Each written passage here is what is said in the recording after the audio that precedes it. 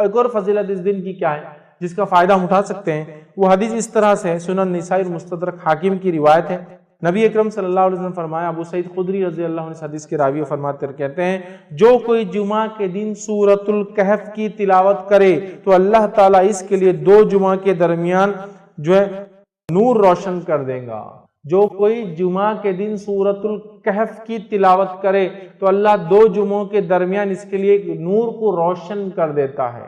اور لائٹ، روشنی کبھی فائدہ مند چیز ہے، جس میں انسان کو دکھتا ہے، اور اندھیرا نقصان دہ اس لیے کہ اس میں آپ نہیں جانتے کیا آگے ہو سکتا۔ تو نور ہدایت آپ کے لیے کر دیتا ہے کہ 2 جمعہ کے بیچ میں یہ نور چمکتا رہتا ہے آپ کے لیے۔ کیا کرنا ہے اس دن؟ سورۃ الکہف کی تلاوت کرنا ہے پورے جمعہ میں۔ تو جمعہ کب چالو ہوتا ہے؟ جمعرات کی رات سے، تو وہاں سے لے کر تو دوسرے دن تک کبھی بھی کر سکتے، کوئی ضروری نہیں جمعے کی نماز سے پہلے، کوئی ضروری نہیں جمعے کی نماز کے بعد، کوئی ضروری نہیں جمعہ کے دن فجر کے بعد۔ آپ مغرب کے بعد سے لے کر جمعرات تھرسڈے گزر گیا، مغرب ہو گئی، وہاں سے لے کر سیکنڈ ڈے تک کر سکتے ہیں۔ ایک ساتھ بیٹھ کے کیجئے، یا ایک ساتھ نہیں ہو سکتے کسی وجہ سے تو توڑ کے کیجئے، انشاءاللہ کوئی مسئلہ نہیں کہ بھائی کچھ شروع کر دیا پھر بیچ میں ٹائم آ گیا، نماز وغیرہ جا کے پھر آپ کا کنٹینیو کر لیا، اور ماشاءاللہ ایک ہاف این آور ہارڈلی زیادہ سے زیادہ ختم ہو گیا آپ کا سورۃ الکہف۔ ضرور پڑھے۔ اور سورۃ الکہف جب سب سے افضل اور سب سے عظیم دن میں پڑھنے کا حکم دیا جا رہا ہے تو میں آپ سے یہ کہوں گا سورۃ الکہف کی تفسیر پر بھی ذرا غور کرے کہ کیا وہ سندیش، کیا میسج اور کیا پیغام ہے سورت کے اندر کی سب سے عظیم اور سب سے افضل دن اس کو پڑھنے کا حکم دیا جا رہا ہے۔ جب آپ اس کو پڑھیں گے تو بہت ساری باتیں آپ کو پتہ چلیں گی۔ سورۃ الکہف کے اندر بہت سارے خزانے ہیں چھپے ہوئے، یاد رکھیے، جن کو آپ جب پڑھیں گے جمعہ کے اور سب سے افضل دن تو اس کو یاد رکھیں گے کہ یہ کیا ہے۔ اس کی پہلی 10 آیتوں کی صرف فضیلت یہ ہے اس سورۃ الکہف کی کہ جو اس کو تلاوت کرتا ہے کس سے محفوظ رہیں گا؟ دجال کے فتنے سے محفوظ رہیں گا۔ اور دجال کا فتنہ کیا ہے؟ صرف ایک روایت رکھتا ہوں اس تعلق سے کہ اللہ کے رسول صلی اللہ علیہ وسلم فرماتے ہیں، نوح علیہ السلام سے لے کر تمام انبیاءوں نے مجھ سے پہلے تک، مطلب آپ صلی اللہ علیہ وسلم پہلے تک دجال کے فتنے سے اپنی قوم کو ڈرایا ہے۔ نوح علیہ السلام پہلے رسول انسانی طرف بھیجے گئے، ان سے لے کر تمام انبیاءوں نے کس سے ڈرایا اپنی قوم کو؟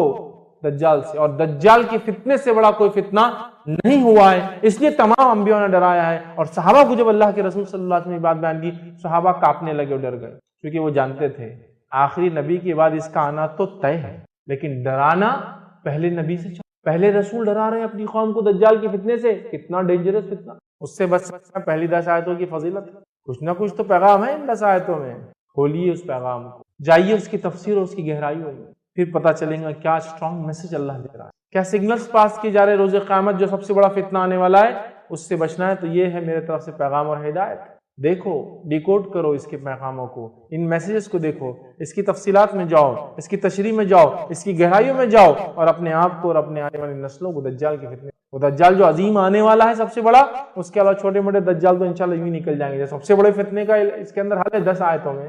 ایک روایت میں کہ پہلی 10 آخری 10 کی بھی الفاظ ہے ایک حدیث کے اندر کہ آخری 10 بھی دجال کے فتنے سے نہ، سمجھا؟ سورۃ الکہف پڑھیے، نوجوانوں کے واقعے سے چالو ہوتی ہے جو اپنے رب پر ایمان لائے اور پھر وہ اپنی جانوں کو بچانے ایک گفا میں چھپ گئے، رب العزت نے ان کو نشانی بنا، جب اٹھے پتہ نہیں کتنے 100 سال بعد بادشاہ ختم ہو چکا تھا، لوگ ایمان لا چکے تھے، یہ ایمان لائے تھے، کوئی ایمان والا نہیں تھا، جب یہ اٹھے دینوں سے تو سب ایمان والے تھے، لوگوں نے پہچان لیا، کہا اچھا تم تو وہ، تمہارے قصے مشہور تھے، لوگ بولتے تھے کچھ نوجوان چلے گئے وہ تم ہو، پہچان لیا۔ پڑھیے سورت، اس دن خاص کیا ہوتا ہے جب یہ پڑھ لیتے ہیں آپ تو ایک جمعہ سے دوسرے جمعہ ایک نور آپ کے لیے روشن کر دیا جاتا ہے۔ یہ سورۃ الکہف کی فضیلت ہے خاص طور سے جمعہ کے دن پڑھے جانے کے لیے، ٹھیک ہے؟ آئیے، مطلب جہاں جیسے مثال کے طور پر اگر کوئی لے تو قرآن کی آخری چھوٹی چھوٹی صورتیں لے تو وہ حقوق العباد کے تعلق سے، رب العزت کی ربوبیت کے تعلق سے ہے نا، اور سماج کے اندر جو پائے جانے والی برائیوں کے تعلق سے، بھوکوں کو کھانا نہ کھلانے کے تعلق سے ہے نا، یہ تمام چیزوں کے تعلق سے وعید کرتی کہ ایسا مت کرو، ایسا کرو۔ اسی طرح سورہ بقرہ کو لے لے تو کہیں سورہ بقرہ کے اندر منافقوں کی صفت، کافروں کی صفت، اہل کتاب کی برائیاں بیان کی گئی ہے۔ تو ہر سورہ اپنے اندر کچھ نہ کچھ خصوصیتیں لیے ہوئے ہوتا ہے، تو ہر سورے میں خصوصیت ہے، بعض صورتوں کی بعض معاملوں میں، بعض موضوعوں میں، بعض ٹاپک میں زیادہ خصوصیت ہے۔ تو سورۃ الکہف کا معاملہ فتنوں کے معاملے میں اس کی خصوصیت ہے، اور یہ بات میں اس لیے کہہ رہا ہوں، کسی مسلم کی روایت ہے، نبی اکرم صلی اللہ علیہ وسلم فرماتے ہیں کہ سورۃ الکہف کے تعلق سے، اور روایت کے الفاظ یہ ہے، جو یاد کرے سورہ کہف کی اول 10 آیتیں وہ دجال کی فتنے سے بچ جاتا ہے۔ مطلب سورۃ الکہف کی پہلی 10 آیتیں جو یاد کر لے وہ فتنہ دجال سے بچ جاتا ہے۔ تو اس سورت کی خصوصیت یہ ہے کہ فتنے سے حفاظت کے لیے یہ سورت یاد رکھیے، اس کی خصوصیت ہے، اسپیشلٹی ہے۔ سمجھ رہا؟ اور دجال کیسا فتنہ میں سمجھتا ہوں مجھے کسی کو بھی ایکسپلین کرنے کی سمجھانے کی ضرورت نہیں ہے. یہ ایک ایسا عظیم فتنہ ہے کہ نوح علیہ الصلوۃ والسلام نے آپ صلی اللہ علیہ وسلم فرماتے ہیں اپنی قوم کو اس سے ڈرایا. حالانکہ وہ آنے والا نہیں ہے ان کے بعد، وہ آنے والا ہے آخری نبی کی امت کے اوپر، نبی اکرم صلی اللہ علیہ وسلم کے بعد، ہے نا. لیکن ڈرا رہے کون؟ وقت کے سب سے پہلے رسول ڈرا رہے ہیں. کس کو ڈرا رہے ہیں؟ اپنی قوم کو، دجال. تو دجال ایسا بڑا فتنہ ہے کہ اس سے پہلے ایسا کوئی فتنہ ہوا نا، اس کے بعد کوئی فتنہ ہوا اتنا بڑا. یہ فتنوں میں سب سے بڑا فتنہ ہے. تو جب اس فتنے سے یہ سورت پڑھنے سے کفایت کر جاتی ہے، حفاظت کر لیتی ہے، کافی ہو جاتی ہے، تو باقی دیگر تو چھوٹے چھوٹے ہی ہے. سمجھ رہے ہیں بات؟ تو لہٰذا اس سورت کی خصوصیت یہ ہے، یہ فتنوں سے حفاظت کے لیے. سورت الکہف کا گہرا تعلق دجال سے اور دیگر قیامت سے پہلے آنے والی فتنوں سے ہے، لیکن وہ ڈیٹیلز میں ہم نہیں جائیں گے آج، چونکہ دجال سے متعلق ہمارا ٹاپک نہیں ہے. لیکن سورت الکہف کے تعلق سے جو آج میں جو بات وہ ہے کہ سورت الکہف کے ذریعے ہم فتنوں سے کیسے بچ سکتے ہیں. تو اسباق، اور آج میں آپ کو خاص طور سے سورت الکہف کے ذریعے دنیا میں پائے جانے والے آج کل کے سب سے بڑے 4 بڑے فتنوں سے حفاظت کیسے کی جا سکتی ہے وہ باتیں میں آپ کو. اور یہ 4 بڑے فتنے 4 واقعات سے ریلیٹڈ ہے جو قرآن نے بیان کیے. یہ 4 بڑے فتنے جس سے سورت الکہف کیسے ذریعہ بن سکتی ہے ان فتنوں سے حفاظت کے لیے، کیسے سبق لے سکتے ہیں ان فتنوں سے حفاظت کے لیے. تو وہ 4 واقعات ہیں.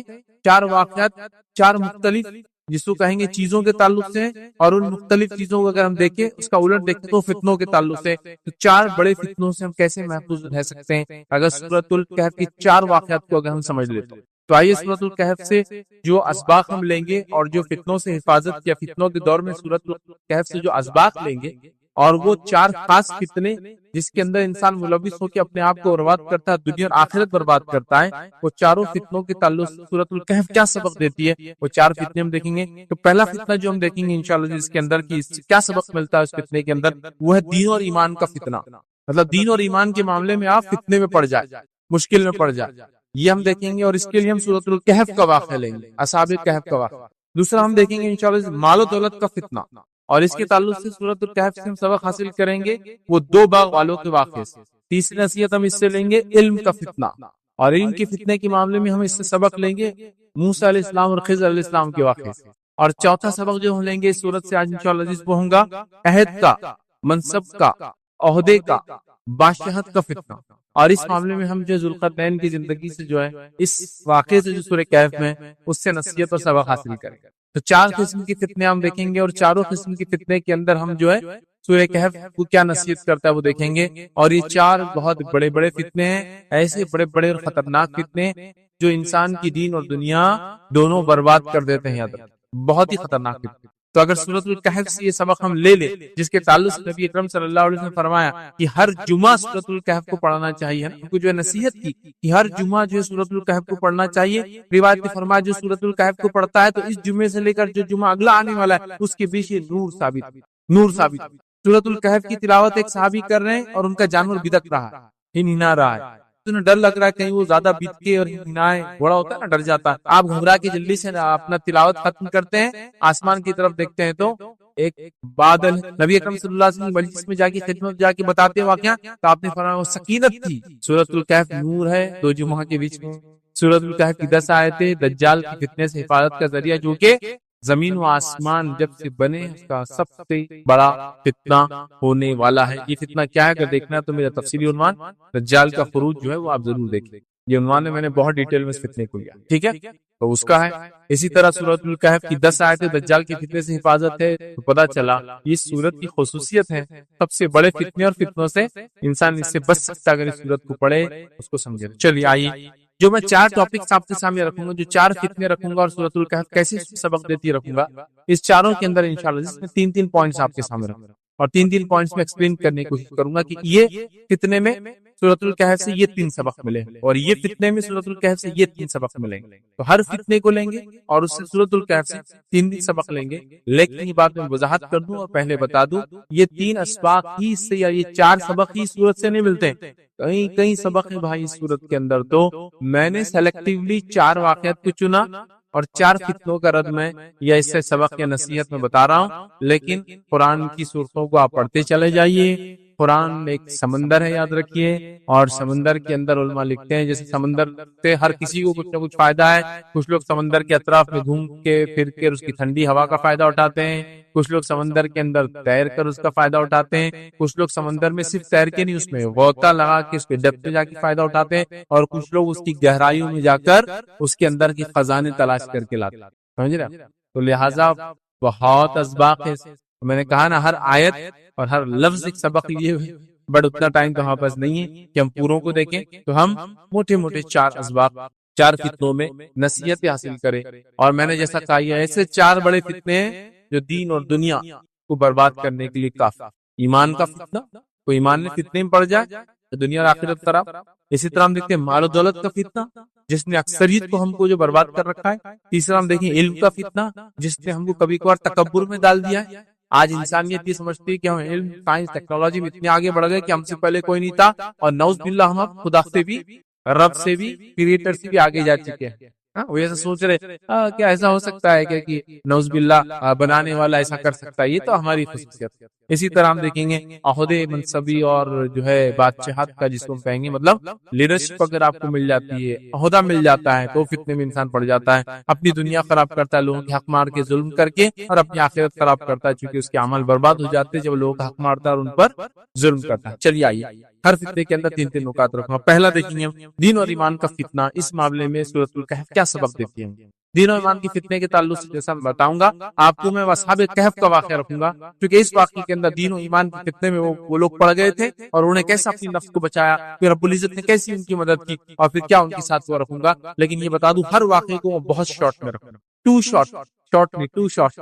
وجہ یہ کہ اگر سورۃ الکہف کے واقعات کی اگر ہم دیکھنا شروع کر دیں، اتنے پیارے پیارے، اتنے بہترین، اتنے نصیحت والے یہ واقعات ہیں جس کی کوئی انتہا نہیں. اصحاب کہف اتنا انٹرسٹنگ واقعہ ہے جس کی کوئی انتہا نہیں یاد رکھی، اور اتنے نصیحتیں اس میں، نصائح جس کو کہیں گے موجود ہے.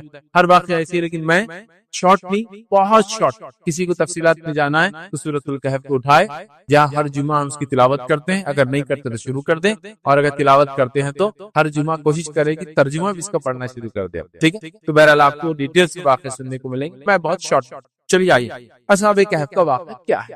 اصحاب کہف کا واقعہ بہت سرسری طور سے شارٹ میں یہ ہے کہ چند نوجوان تھے جن کی تعداد اللہ ہی بہتر جانتا ہے کہ وہ 9 تھے اور اس سے زائد کتنے تھے اور اس سے کم کتنے. ٹھیک ہے، لیکن مختلف اقوال ملتے ہیں. تو وہ اصحاب کہف میں ہوا یہ کہ چند نوجوان تھے جو ایمان لائے تھے. روایتوں کے مطابق آتا ہے کہ یہ روم کے کسی شہر، جو کہ اس زمانے میں یہ شہر ترکی کے اندر کوئی شہر ہوا کرتا تھا، واللہ عالم، کیونکہ ساری چیزیں اننون ہیں، کوئی فیکٹس ہمارے سامنے نہیں ہے. اللہ نے واقعے کو بیان کیا، ہم اس پر ایمان لاتے ہیں. ٹھیک ہے، لیکن بتایا جاتا ہے، روایتوں میں آتا ہے، صحابہ کے، تابعین کے، تبع تابعین کے اقوال ہے بہرحال مفسر.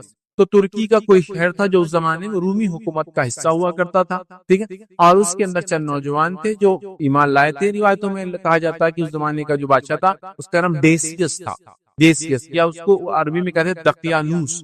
ٹھیک ہے، اور اسی سے لفظ اردو میں دقیانوس آتا ہے جو پرانے خیال کا ہوتا اور اپنے آپ کو بدلنا نہیں چاہتا. ٹھیک، تو کنگ ڈیسیس وہ ایک بادشاہ ہوا کرتا تھا اور اس کا ایک زمانہ تھا، اور وہ اپنے آپ کو الہ اور معبود اور پتہ نہیں کیا کیا سمجھتا تھا. اور روایتوں کے مطابق جو بات سمجھ میں آتی ہے واقعہ عیسائیت سے پہلے کا ہے. مطلب یہ لوگ جب یہودیت، مطلب اسلام تھا لیکن جب ان لوگوں نے اپنے آپ کو اب یہود کہہ دیا، تو یہ اس زمانے کا بات ہے. موسیٰ علیہ السلام کی شریعت اس زمانے میں رہی ہوں گی، اور بادشاہ جو تھا وہ جو ہے رومی بادشاہ تھا. تو اس کا مذہب جو بھی ان کے زمانے میں ان کا میتھیکل ریلیجن ہوتا ہے، مائتھولوجیکل ہوتا ہے، خاص جو بہرحال مذہب ہوتا ہے اس ٹائپ کا اس کو کوئی مذہب رہا ہوں گا بہرحال. اور وہ اپنے آپ کو بادشاہ یا تو رب سمجھتا تھا یا رب کا ریپرزینٹیٹیو سمجھتا تھا اپنے آپ کو دنیا میں. بہرحال وہ اپنے آپ کو بہت بڑی طاقت سمجھتا تھا، اور وہ لوگوں کو اسلام پر چلنے سے، ایک اللہ کو ماننے سے انکار کرتا تھا، اور لوگوں کو اس پہ ایمان لانے سے روکتا تھا. اور اس زمانے میں چند نوجوان مل کر ایمان لائے. جب ایمان لائے تو روایتوں میں آتا ہے کہ ان کے شہر میں کوئی میلہ ہوا کرتا تھا. میلے کے لیے لوگ بستی سے باہر جاتے تھے. یہ نوجوان بستی سے باہر گئے اور سب مل کے جمع ہو گئے. اس میں سے ایک نوجوان نے کہا کہ ہمارے دل میں کوئی ایسی بات ہے، کچھ چیزیں ہیں جو شاید ہم کو ایک دوسرے کو بتا دینی چاہیے. مطلب یہ کہ وہ نوجوان فردن اللہ کو مان چکے تھے، دل میں ایمان لا چکے تھے، وہ با ایمان ہو چکے تھے، لیکن ان کو یہ نہیں پتا تھا کہ اور کون اس جیسا ہے۔ لیکن جب وہ بستی سے باہر جب وہ مذہبی کوئی تہوار ہوا کرتا تھا، لوگ نکلے، یہ نوجوان بھی اس میں نکلے، لیکن وہ تہوار میں نہیں گئے اور جنگل میں کہیں رک گئے، تو ان کو ایسا لگا کہ شاید ہمارے دل میں کوئی ایسی بات ہے جو لوگوں کے پاس ہم نہیں بول سکتے لیکن ابھی بول سکتے ہیں، اور پھر سب نے ایک کے بعد ایک بولنا شروع کیا اور سب نے اظہار کیا کہ ہم ایک اللہ پر ایمان لاتے ہیں جو کہ کائنات کا بنانے والا ہے، وہ رب ہے، وہی سچا ہے، وہی معبود ہے، یہ بادشاہ اور یہ دنیا میں جتنے معبودان ہیں لوگوں نے پتھر مٹی دیگر چیزوں کے بنائے ہیں سب باطل ہیں۔ جب انہوں نے ایک دوسرے کے سامنے اظہار کیا، جب اظہار کیا تو ان کو لگا رہے ہم آپ اکیلے نہیں ہیں، وی آر اے کمیونٹی، ایک ٹیم ہے، ہم لوگ ایک وفد ہے، ایک جو ہے چھوٹی سی ٹکڑی اور جماعت ہے، اور انہوں نے اپنے آپ کو ایکسپلین کیا، اور ان کے ساتھ ایک کتا بھی تھا، یاد رکھیے، وہ ہو سکتا ہے شکاری کتا رہا ہو، شکار کے لیے جنگلوں میں لوگ جاتے تھے، حفاظت کے لیے استعمال کرتے تھے، بھیڑیوں سے بچنے کے لیے، اسی طرح ریچھ وغیرہ سے بچنے کے لیے، تو ان کے ساتھ ایک کتا بھی تھا، یاد رکھیے۔ اب وہ سفر میں جب گئے، جب لوگوں سے اظہار کیا، لوگ پتا چلا کہ وہ سب ایمان والے، لیکن ان کو ڈر ہوا کہ اب ایمان کے تعلق سے کیا کریں۔ وہ لوگ وقت کے بادشاہ کے پاس گئے، انہوں نے اس کو دعوت دی، اب یہ بادشاہ تھا یا اس علاقے کا گورنر تھا، واللہ عالم، جو بھی تھا ذمہ دار، اس کو دعوت دی۔ دعوت دینے کے بعد اس نے کہا کہ تم اپنے آپ کو سدھار لو، اپنی اصلاح کر لو، ایک رب کو ماننا چھوڑ دو، ورنہ تمہارے ساتھ برا انجام ہوگا، اور میں تمہیں تھوڑی سی مہلت دیتا ہوں، اپنے آپ کو سدھار لو اور واپس آ کے جو عقیدے پہ ساری دنیا اور جس پر میں ہوں اس پر ایمان لاؤ۔ اب یہ نوجوان وہاں سے نکلے، تھوڑا جو مہلت ملی تھی انہوں نے مہلت کو غنیمت جانا اور سوچا بستی سے ہم نکل جاتے ہیں، اور بستی سے نکل کر یہ دور چلے گئے۔ جنگل میں جانے کے بعد سوچا کیا کرے، وقت کا بادشاہ تو یہ کریں گا، نہیں مانے تو مار دیں گا، پھر ہم کو، یہ تو ہم کو غنیمت مہلت ملی، رب العزت نے دے دی کہ اس نے یہ کہا کہ تم اپنے آپ کو سدھار لو، ون چانس، ایک چانس میں تم کو دیتا ہوں۔ کیونکہ نوجوان، کچھ لوگوں نے لکھا کہ ان کو اس لیے نہیں مارا گیا، اور عام آدمی ہوتے تو مار دیے جاتے، یہ سرداروں کے بیٹے تھے، لیڈرز کے بچے تھے، مطلب جیسا کہ کنگ کے پاس جو وزیر وغیرہ، واللہ اعلم، بہرحال اس نے نہیں مارا، ایک مہلت۔ یہ لوگ بستی سے نکلے، اب سوچا کیا کریں گے، اور سوچا کہ چلو گفا میں جا کے بیٹھ جاتے، ایک گفا دیکھی، گفا میں جا کے بیٹھ گئے، اور بیٹھنے کے بعد اللہ رب العزت نے کہا کہ اللہ رب العزت نے ان کے کان بند کر دی اور ان پر نیند طاری ہو گئی، اور اس کے بعد وہ سو گئے، لیکن کھلی آنکھ کے ساتھ سوئے۔ کھلی آنکھ کے ساتھ سوئے مطلب اللہ نے ان کے دین و ایمان کو بچانا سوچا، اور بچانے کا یہی طریقہ تھا کہ اس زمانے کو گزرنے دیا جائے۔ اور اس زمانے کے لوگوں کا عقیدہ یہ بھی تھا کہ دوبارہ تو انسان اٹھنے والے نہیں ہے، یاد رکھیے، لہٰذا ان کو سلا دیا گیا، اور سلایا ایسا گیا کہ ان کا کتا جو ہے چوکھٹ پہ بیٹھا تھا، مطلب باہر بیٹھا تھا گفا، ایسا بیٹھا جیسے شکاری کتے بیٹھتے ہیں، اور یہ لوگ جو اندر سوئے تھے تو پلٹتے بھی تھے، سورج نکلتا اور ڈوبتا بھی تھا، اور یہ لوگ الٹ پلٹ بھی ہوتے تھے، ایک جیسے نہیں سوتے تھے کہ زمین کھا جائے، کروٹیں لینا جس کو کہتے ہیں وہ لیتے تھے، اور خصوصیت یہ تھی کہ ان کی آنکھیں کھلی تھی، یہ آنکھیں بند کر کے نہیں سوئے تھے، آنکھیں کھلی تھی، اس لیے قرآن نے کہا کہ اللہ نے ان کے کانوں پر پردہ ڈال دیا، سن نہیں پاتے تھے کچھ، آنکھیں کھلی تھی کہ اگر دیکھنے والا آ کر دیکھے تو اللہ نے ان کے اندر ایک ہیبت ڈال دی تھی، ہیبت سمجھتے ہیں، خوف ڈال دیا، ڈر ڈال دیا تھا کہ لوگ ان کو دیکھتے اگر غلطی سے آ بھی گئے پر ہو جاتے تھے، اور کسی کو بتا بھی نہیں پاتے تھے کیا دیکھا، کہاں دیکھا، کیا دیکھا، مطلب اللہ نے حفاظت کی۔ اور کتے کے تعلق سے علماء لکھتے ہیں اس کو بھی ایسا رکھا کہ وہ بھی جاگتا رہتا تھا، مطلب وہ بھی سویا ہوا تھا، لیکن وہ بھی ایسا ہوتا کہ ایک آنکھ کھلی رکھ کے بیٹھا ہوا تھا، پھر وہ ایک آنکھ بند ہوتی دوسری کھل جاتی، مطلب وہ سو رہے تھے، کانوں پہ پردہ تھا، لیکن لوگوں کو دکھتا تھا وہ جاگ رہے ہیں۔ کتا بھی ایسا تھا کہ ایک آنکھ کھلی رکھتا، دوسری بند کرتا، دوسری کھلی، آٹومیٹک سسٹم چلتا تھا، اور ہیبت اللہ نے ان کے دلوں میں ڈال دی تھی تاکہ کوئی لوگ آتے تو وہاں سے بھاگ جاتے تھے۔ یہ سوئے رہے اور سوئے رہے، لمبا زمانہ سوتے رہے، ایک زمانے کے بعد اٹھے، اٹھنے کے بعد ایک دوسرے سے پوچھا کتنا سوئے، کسی نے کہا دن یا دن کا کوئی ایک حصہ سوئے ہوں گے، چلو نکلتے ہیں، سب نے مل کے کہا دیکھو خاموشی سے نکلو یہاں سے، یہ پیسے لو، کچھ پیسے ان کے پاس تھے، کل جا کے کھانے پینے کا سامان لے کے آؤ شہر سے، ایک کو طے کیا کہ تم جاؤ گے، وہ آدمی نے پیسے لیا اور چھپاتے شہر کے پاس پہنچا۔ جب شہر کے پاس پہنچا ہے تو دیکھتا ہے کہ شہر میں تو ایسا کچھ بھی نہیں ہے جو اسے چھوڑ کر گیا تھا، اس کو لگتا ہے وہ پاگل ہو گیا، دیوانہ ہو گیا، یا وہ خواب دیکھ رہا ہے دن کے اندر۔ اب آپ کچھ سوچئے کوئی سو گیا، اور روایتوں میں آتا ہے عبداللہ بن عباس رضی اللہ عنہ اور دیگر لوگوں کے قول ہے کہ وہ شاید 309 سال سوئے تھے، 309 ایئرز، سمجھ رہے ہیں، تو 309 سال سوئے تھے، واللہ اعلم، پھر بھی ہم نہیں جانتے، تو 309 سال سوئے تھے۔ اب آپ سوچئے کہ سمجھ لیجئے آج سے 300 سال پہلے کا اورنگ آباد شہر، اس کے بعد کوئی سو کے اٹھ کے آج آ رہا، اب ایڈوانسمنٹ آپ سمجھے، 300 سال پہلے کا بولے تو اورنگزیب کا زمانہ ہے، تو شہر بن رہا ہے اورنگ آباد، اور آج کیا مطلب کیا تبدیلی دیکھیں گے اس کے۔ تو اب 300 سال ہو گئے، اس کو لگا یہ دیوانہ ہو گیا، آدمی پاگل ہو گیا، اس کو خواب دکھ رہے دن میں، چیزیں بدل گئی، حالات بدل گئے، گھر بدل گئے، عمارتیں بدل گئی، لباس بدل گیا، رہن سہن بدل گیا، دکانیں بدل گئی۔ پھر چھپتے چھپاتے دکان میں گیا، سکہ نکال کے بولتا ہے کھانے کچھ دو، دکاندار نے سکہ لے کے دیکھا، دوسروں کو بلایا، ادھر یہ کیا سکہ، یہ سمجھ نہیں آ رہا کہاں سے لا لی انہوں نے، تو ان کو لگا ان کو کوئی خزانہ ملا،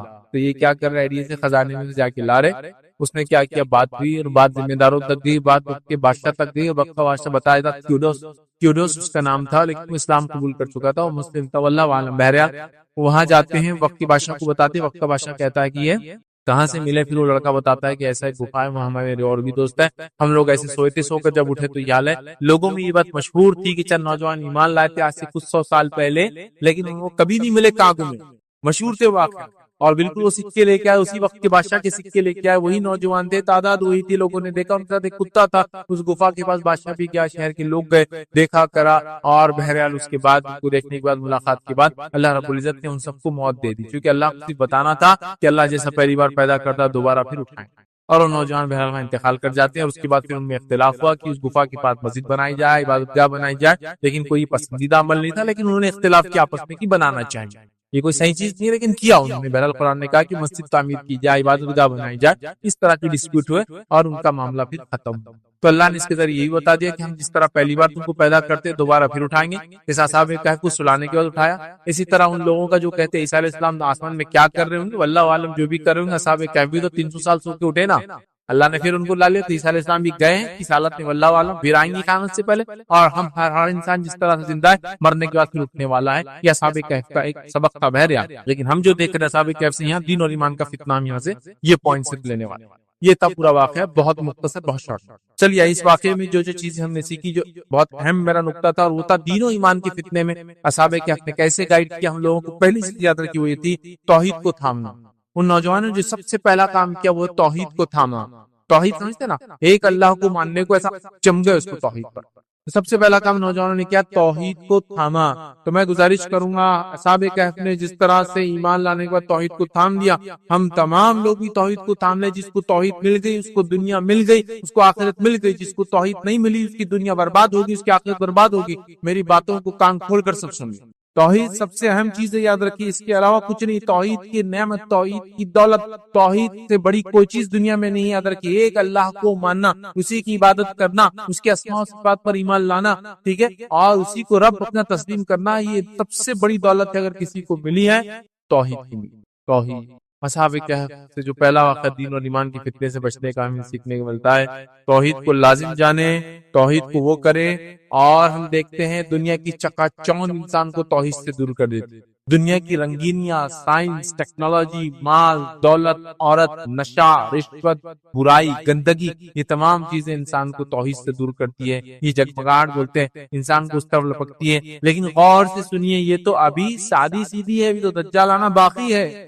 تو اگر اس چکا چوند میں آ کر ہم اگر توحید کو چھوڑ دیتے آج، تو کل جب دجال آئیں گے تو کیا ہماری حیثیت رہیں گے، کیا اوقات اور کیا بساط رہیں گے. اور کیونکہ وہ تو سب سے بڑا فتنہ زمین و آسمان کے بیچ میں جو اللہ نے پیدا کیا ہے. تو بہرحال ہم کو اس سے سبق ملتا ہے. اسی طرح دنیا کی قوموں کے پاس جو کچھ بھی رنگینیاں ہوں وہ کچھ بھی کام کی نہیں آتا. کہ اصل چیز ہے توحید کی نعمت، توحید کی دولت. توحید سب سے اہم چیز ہے، یاد رکھیے. اور اصحاب کہف نے اسی کو بچایا، یاد رکھیے، توحید کو یاد رکھیے. اور اللہ رب العزت فرماتا ہے سورہ کہف کے اندر، سورہ نمبر 18 آیت نمبر 14 میں اللہ فرماتا ہے، ہم نے ان کے دل میں اس وقت مضبوط کر دیے جب وہ اٹھے اور انہوں نے اعلان کر دیا ہمارا رب تو بس وہی ہے جو آسمان اور زمین کا رب ہے، ہم اسے چھوڑ کر کسی دوسرے معبود کو نہیں پکاریں گے. اگر ہم ایسا کریں گے تو بالکل جو ہے بیجا بات کریں، یہ فالتو بات ہوگی، ہم سے بڑی غلطی ہوگی بیجا کہ ہم اپنے رب کو چھوڑ کر کسی اور کی بات. تو انہوں نے توحید کا اعلان کر دیا. اس واقعے سے جو دین و ایمان کی فتنے سے بچنے کا جو دوسرا سبق ہم کو ملتا ہے وہ یہ صحبت صالح. صحبت صالح، اچھے دوستوں کی صحبت، گڈ کمپنی کا امپورٹنس پتا چلتا ہے. پہلے وہ نوجوان اکیلے اکیلے تھے اور ڈرے، پھر وہ بستی سے نکلے وہ میلے میں جانے کے لیے، اور پھر بستی سے الگ ہو گئے کیونکہ ان کو شرک کے میلے میں جانا نہیں تھا. جب وہ الگ ہو گئے تو ایک جگہ آ گئے. جب ایک جگہ آئے تو لوگوں نے کچھ نے کہا کہ کچھ نہ کچھ تو بات ہے جس کی وجہ سے ہم سب یہاں جمع ہوئے. چلو میں اپنی دل کی بات پہلے رکھتا ہوں کہ میں اس لیے آیا ہوں کہ میں ان کو رب نہیں مانتا ہوں. پھر دوسرے نے کہا، پھر تیسرے نے کہا، پھر سب نے کہا، اور پھر ایک گروپ بن گیا. اور انہیں ہمت آ گئی، اتنی ہمت آ گئی کہ وہ وقت کے بادشاہ کے پاس دعوت دینے چلے. اور وقت کا بادشاہ بھی شاید اکیلا کوئی انسان آتا رہو بولتا تھا اس کو ختم کر دو، لیکن اس نے دیکھا نوجوان سرداروں کے بیٹے ایسا نہیں ختم کیے جا سکتے ہیں، تو مہلت دی، چھوٹ بھی دی اور ان کی بات بھی سنی. تو اچھی صحبت کا اثر یہاں پتا چلتا ہے، یاد رکھیے. تو فتنے سے بچنے کے لیے ہم خیال لوگوں کا ایک جگہ جمع ہونا توحید پر بڑا ضروری ہے، یا توحید پرستوں کا فتنوں کے زمانے میں ایک ساتھ رہنا بڑا ضروری ہے. اور آج کل ہم اس کی جماعت کی اہمیت، ایک ساتھ رہنے کی اہمیت، یا مسلمانوں کی ایک جگہ رہنے کی اہمیت کو ہم لوگ بھول چکے ہیں. تو ہمیں اس سبق کو یاد کرنا ہے. اصحاب کہف کیا ہوئے؟ توحید پر تھے، اکیلے تھے، پھر جمع ہوئے اور جمع ہو کے ایک طاقت پر، اور وقت کے بادشاہ کو دعوت دی. وہ بھی سوچتے ہیں مجبور اور ڈائریکٹ انکار نہیں کر سکتے. سمجھ رہے بات؟ تو لہٰذا جمع ہوں ایک جگہ، یاد رکھیے. تو آج ہم دیکھتے ہیں ہم بری صحبت کو اختیار کرنا چاہتے ہیں. آج ہم دیکھتے ہیں ہم برائی کے ساتھ، بلکہ بری صحبت پہ ہم فخر کرتے ہیں. میں ان کے ساتھ رہتا ہوں، ہمارے بچے ان کے ساتھ رہتے ہیں. بری صحبت پہ فخر اختیار کرتے ہیں. فخر اختیار کرنے کی چیز نہیں، یاد رکھیے اچھی صحبت اختیار کرنے کی ضرورت ہے. اللہ عز و جل نے نبی کریم صلی اللہ علیہ وسلم کو نصیحت کی اور کیا فرمایا سنیے. سورہ کہف سورہ نمبر 18 آیت نمبر 28 میں فرمایا رکھا وَاصْبِرْ نَفْسَكَ مَعَ الَّذِينَ يَدْعُونَ رَبَّهُمْ بِالْغَدَاةِ وَالْعَشِيِّ يُرِيدُونَ وَجْهَهُ. اللہ فرماتا کہتا ہے اور اپنے دل کو ان لوگوں کی معیت پر مطمئن کر جو اپنے رب کی رضا کے طلبگار ہے اور صبح و شام اس کو پکارتے ہیں اور ان سے ہرگز منہ نہ پھیرنا.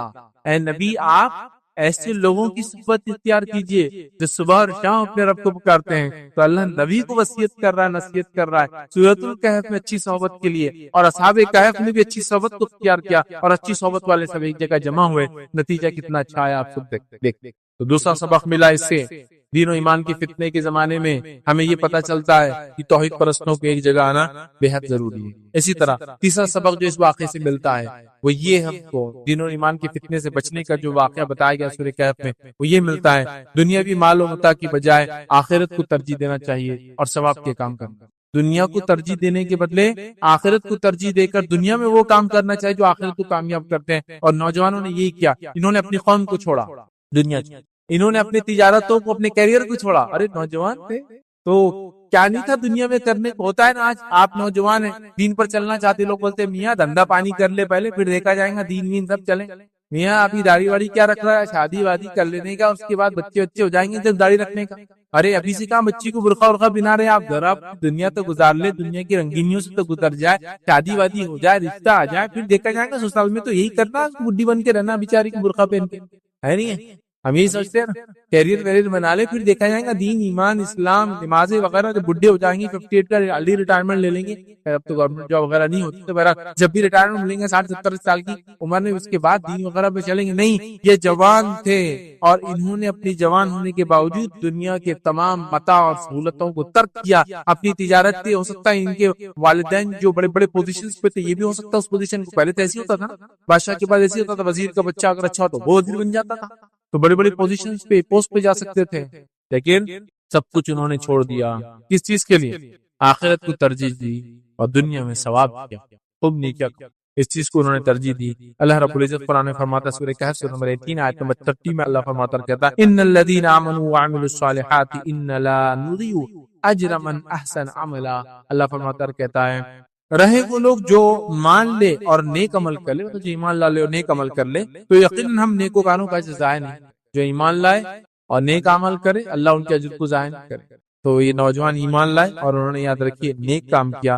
اور اسی طرح جو ہے سورہ کہف سے ہم کو یہ بات بھی پتہ چلی اس واقعے سے کہ دنیا کی کوئی حیثیت نہیں ہے. اللہ فرماتا ہے سورہ کہف سورہ نمبر 18 اور آیت نمبر 7 اور 8 میں اللہ فرماتا کہتا ہے ان جعلنا ما علی الارض زینۃ لها لنبلوهم ایہم احسن عملا وَإِنَّا لَجَاعِلُونَ مَا عَلَيْهَ صَعِيدًا جُرُوزًا. اللہ فرماتا کہتا سنیے واقعہ یہ ہے کہ جو کچھ سرمایہ بھی زمین پر ہے اس کو ہم نے زمین کی زینت بنا دیا ہے تاکہ ان لوگوں کو آزمائے ان میں کون بہتر عمل کر کے آتا. زمین پہ جو کچھ ہے یہ چمک ہے اس کی، اور ہم چاہتے ہیں اللہ آزمانا چاہتا ہے اس میں کون اچھے عمل کر کے آتا ہے. آخر کار اس سب کو ہم ہی چٹیل میدان بنا دینے والے، اور ایک زمانہ آئے گا اللہ ان تمام چیزوں کو دنیا کی چٹیل میدان بنا دے گا. یہ سونا، یہ چاندی، یہ بنگلے، یہ گھر، دولت، محلات، جائیداد، کیا کیا سائنس ٹیکنالوجی، یہ وہ برباد چٹیل میدان کر دیں گے اللہ.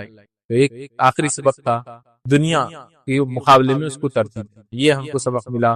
تو ہم دین و ایمان کی فتنے میں نہ پڑے بلکہ دین و ایمان کو اپنا ساتھی بنائیں اور اس پر عمل کریں. تو سورہ کہف کا جو پہلا سبق دین و ایمان کی فتنے میں ہم کیسی نصیحت حاصل کریں، یہ نصیحتیں ہم کو ملتی ہے کہ ہم جو ہے دین و ایمان کو ترجیح دیں. ہمیں یہ نصیحت ملتی ہے کہ ہم جو ہے سب سے پہلی چیز توحید کی نعمت کو سمجھیں، دوسرا اچھی صحبت کو اختیار کریں، اور تیسرا جو ہے دنیا کے مقابلے میں آخرت کو ترجیح دیں. آئیے آگے بڑھتے ہیں. دوسرا جو فتنہ دنیا کا بڑا فتنہ، اور اس میں سورہ کہف ہماری کیسی رہنمائی کرتا ہے، وہ ہے مال و دولت کا فتنہ. مال مطلب پیسہ، دولت مطلب زمین و جائیداد. ویسے مال اور دولت بھی، ہاں بس اردو میں دولت بھی پیسے کو بولتے ہیں، لیکن اگر ان کو دونوں کو فرق کرو، دولت کہتے ہیں اسٹیٹ کو، حکومت کو، زمین اور جائیداد کو، اور مال کہتے ہیں کیش کرنسی کو. تو مال اور دولت ہے نا، تو دولت کا معنی ہوتا ہے اسٹیٹ. ٹھیک، تو کسی کی دولت فلاں دولت کی، اور یہ ان کی دولت ہے نا، حکومت ہے، گورننس ہے، اس کو بولتے ہیں. تو مال اور دولت کا فتنہ، زمین اور پیسے، زمین جائیداد، یہ پیسے اور زمین جائیداد کا فتنہ. اور آج میں سمجھتا ہوں اس فتنے سے ہم میں سے کوئی بھی نہیں بچا ہے، بلکہ اللہ کے رسول صلی اللہ علیہ وسلم نے فرمایا پچھلی امتوں کا فتنہ عورتوں سے شروع ہوا تھا، میری امت کا فتنہ مال ہے. امت محمدیہ کا فتنہ کیا ہے؟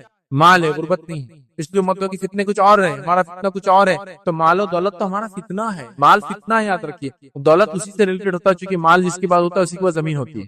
ٹھیک ہے، اس لیے مال و دولت کامنلی ایک ساتھ یوز ہوتا ہے، لیکن دونوں میں ڈفرنس. ٹھیک ہے، مال و دولت کا فتنہ ہم دیکھتے ہیں، بہت بڑا فتنہ، یاد رکھیے. اور اس فتنے کو سمجھنے کے لیے سورہ کہف کیسا ہم کو گائیڈ کرتا ہے. دو باغ والے انسان کا واقعہ. ایک انسان تھا جو کافر تھا، اور ایک انسان تھا مومن تھا. کافر مالدار تھا، مومن غریب تھا، سماج کا نچلا حصے میں اس کو کاؤنٹ کیا جاتا تھا. یہ دونوں کا ایک واقعہ قرآن نے بیان کیا. میں بہت شارٹ میں اس واقعے کو رکھتا ہوں، پھر آگے ہم اس سے نصیحتیں لیں گے. واقعہ یوں ہے کہ ایک انسان تھا، اس کے دو باغ تھے. باغ کیسے تھے؟ اس کے باغ کی کیفیت بھی اللہ رب العزت نے بیان کی. دو باغ ہے، ایک ادھر اور ایک ادھر باغ، اور باغ کے بیچ میں نہر بہہ رہی ہے، اور باغ کے بیچ کے اندر دونوں طرف کھجوروں کے جھاڑ ہے، اور بیچ میں انگوروں کا باغ ہے، اور اس کے بیچ میں ہر چیز لگی ہوئی ہے، اور بیچ میں سے بالکل عین باغ کے بیچ میں سے نہر جاتی ہے، اور اس کے بیچ میں چھوٹی چھوٹی نہریں اس نے لے رکھی ہے، اور آرام سے اس کا باغ چلتا ہے. اور مطلب وہ مالدار انسان ہے، اس کے پاس پھل بھی ہے، روپیہ بھی ہے، پیسہ بھی ہے، اور دولت ہے، جائیداد بھی ہے.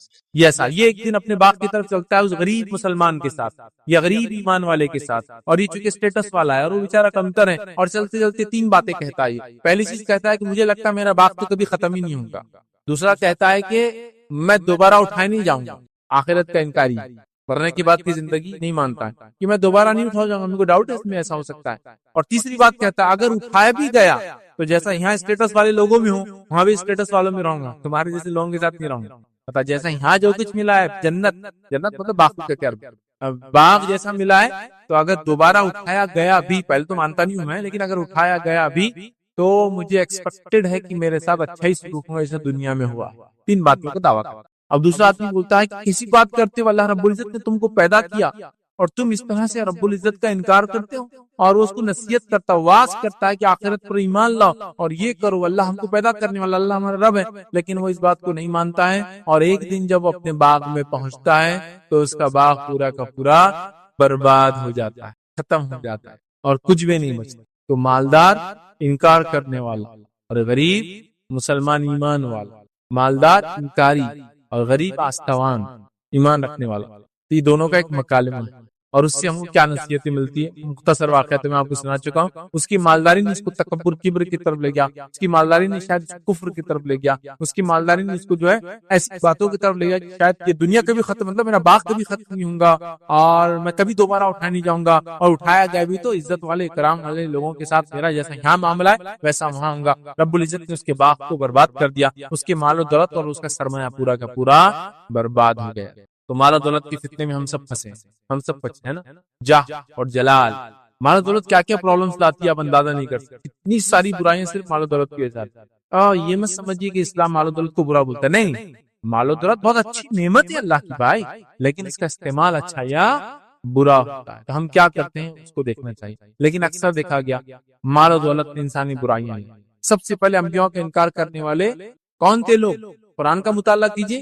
جو اس قوم اور بستی کے مالدار اور اثر والے لوگ تھے، پوزیشن والے لوگ تھے، سب سے پہلے انکار کیا انہوں نے ایمان کا. اور ایمان لانے والوں میں سب سے پہلی جماعت کون سی ہوا کرتی؟ غریب لوگوں کی، غلاموں کی، اور سماج میں جو نچلے طبقے تھے وہ سب سے پہلے ایمان. تو میں نے اس لیے کہا کہ مال و دولت کا بہت بگاڑ، یہاں تک کہ دین و ایمان کا بگاڑ. تو مال و دولت کی فتنے سے ہمیشہ پناہ مانگنا چاہیے. مال و دولت حلال روزی کی دعا ہمیشہ کرتے رہنا چاہیے.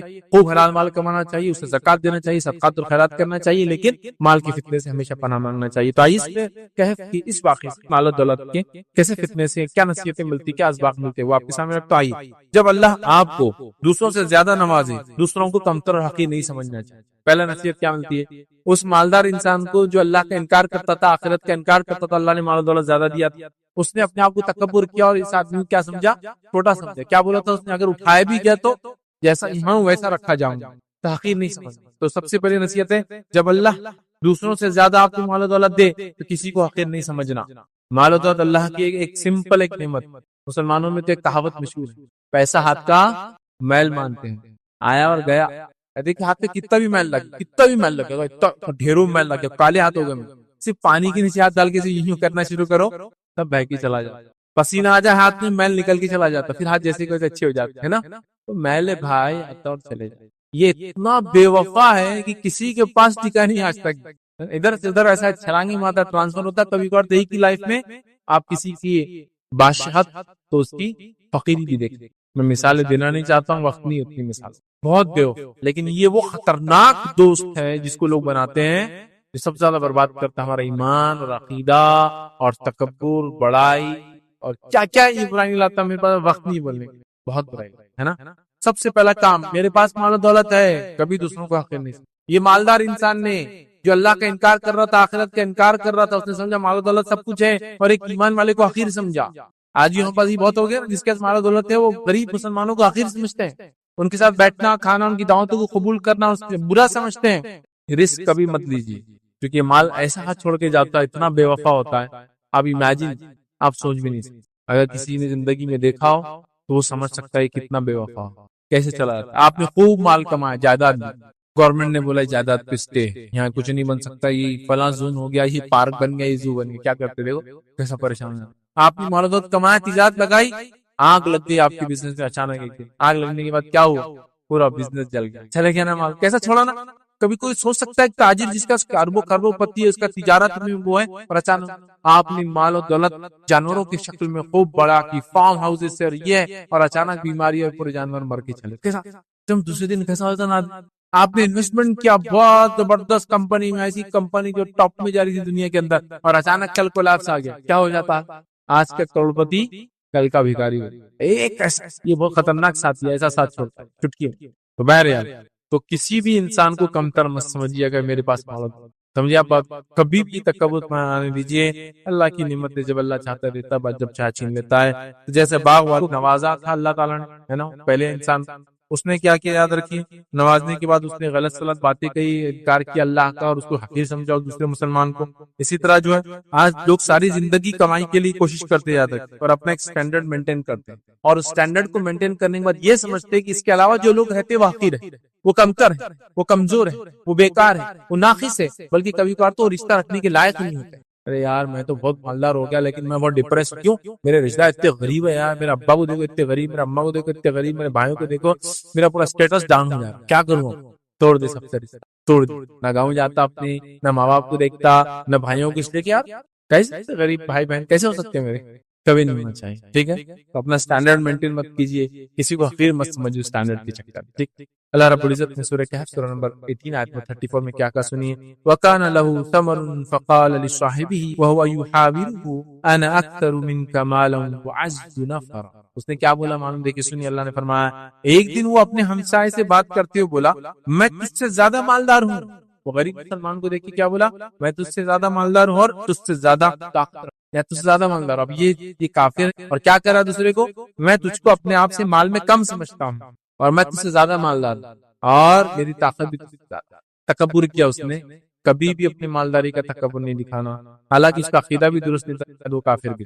دوسرا سبق جو ہم کو ملتا ہے مال و دولت کے فتنے سے بچنے کا، اس واقعے کے اندر، اس دو باغ والے کے واقعے کے اندر اتنا مال و دولت تھا اس کے پاس، کیا ملتا ہے؟ کوئی آپ کو حقیر سمجھے تو آپ احساس کمتری میں مت مبتلا ہوئیے، بلکہ آپ کے پاس جو نعمت توحید اللہ نے دی تو اس کا شکر بجا لائے. جب کوئی آپ کو حقیر سمجھے، جیسا وہ باغ والے نے، دو باغ والے نے دوسرے مسلمان کو، غریب مسلمان کو حقیر سمجھا، تو یہ احساس کمتری میں نہیں پڑا. کہیں بول رہے یار تم کیا، میرا کچھ بھی نہیں ہے. نہیں، حقیر نہیں سمجھا اس نے اپنے آپ کو. جب اس کو دوسرے نے حقیر سمجھا تو احساس کمتری میں نہیں گیا، بلکہ اس کے پاس جو نعمت تھی اس نعمت پہ یہ خوش، اس نعمت پہ یہ مضبوطی سے جم گیا. اور وہ نعمت کیا تھی اس کے پاس؟ توحید کی نعمت. تو مسلمان کے پاس عقیدہ تھا کہ آخرت میں اٹھنے والا. یہ کیا بول رہا تھا؟ دوبارہ نہیں اٹھنے والے. کیا عقیدہ تھا تو اس نے اس پہ شکر ادا کیا. یاد رکھیے اس بات کو، آپ یاد رکھیے. کوئی آپ کو حقیر سمجھے تو آپ، اللہ نے جو آپ کو نعمت دی اس پہ شکر ادا کیجئے. کا احساس کمتری مبتلا مت ہوئیے، اس کے ساتھ برا سلوک مت کیجیے اس آدمی کے ساتھ جو کر رہا ہے، بلکہ آپ نعمتوں کا شکر ادا کیجیے اللہ نے دی ہے، کہ اللہ نے مجھے صحت دی ہے، اللہ نے مجھے اچھے بیوی اور بچے دیے ہیں، اللہ رب العزت نے مجھے توحید پر قائم رکھا ہے، اللہ رب العزت نے مجھے حلال روزی کمانے کی توفیق دی ہے، اللہ رب العزت مجھ سے عبادتیں کروا لیتا ہے، یاد رکھیے میں کوشش کرتا ہوں، رب العزت مجھے توفیق دیتا ہے کہ نمازیں پڑھ لیتا ہوں، الحمدللہ میں اس تیری حقارت سے احساس کمتری انفینٹی کمپلیکس میں نہیں آنے والا ہوں، میں جو نعمت ہے اس پر خوش ہوں، تو خوش ہوئیے اس نعمت پر، اس لیے کہ جب دجال آئیں گا یاد رکھیے وہ خوب مال و متاع لوگوں کو دیں گے، جو اس پر ایمان لائیں گے اسے خوب لٹائیں گے، لیکن سب سے عظیم دولت اس زمانے میں جو ہوں گی وہ ہوں گی توحید کی دولت، اور ایک نوجوان توحید پرست جس کے پاس دجال آئیں گا، ہاں دجال آئیں گا اور کہیں گا مجھ پر ایمان لاتا ہے، وہ کہیں گا نہیں ایمان نہیں لاتا،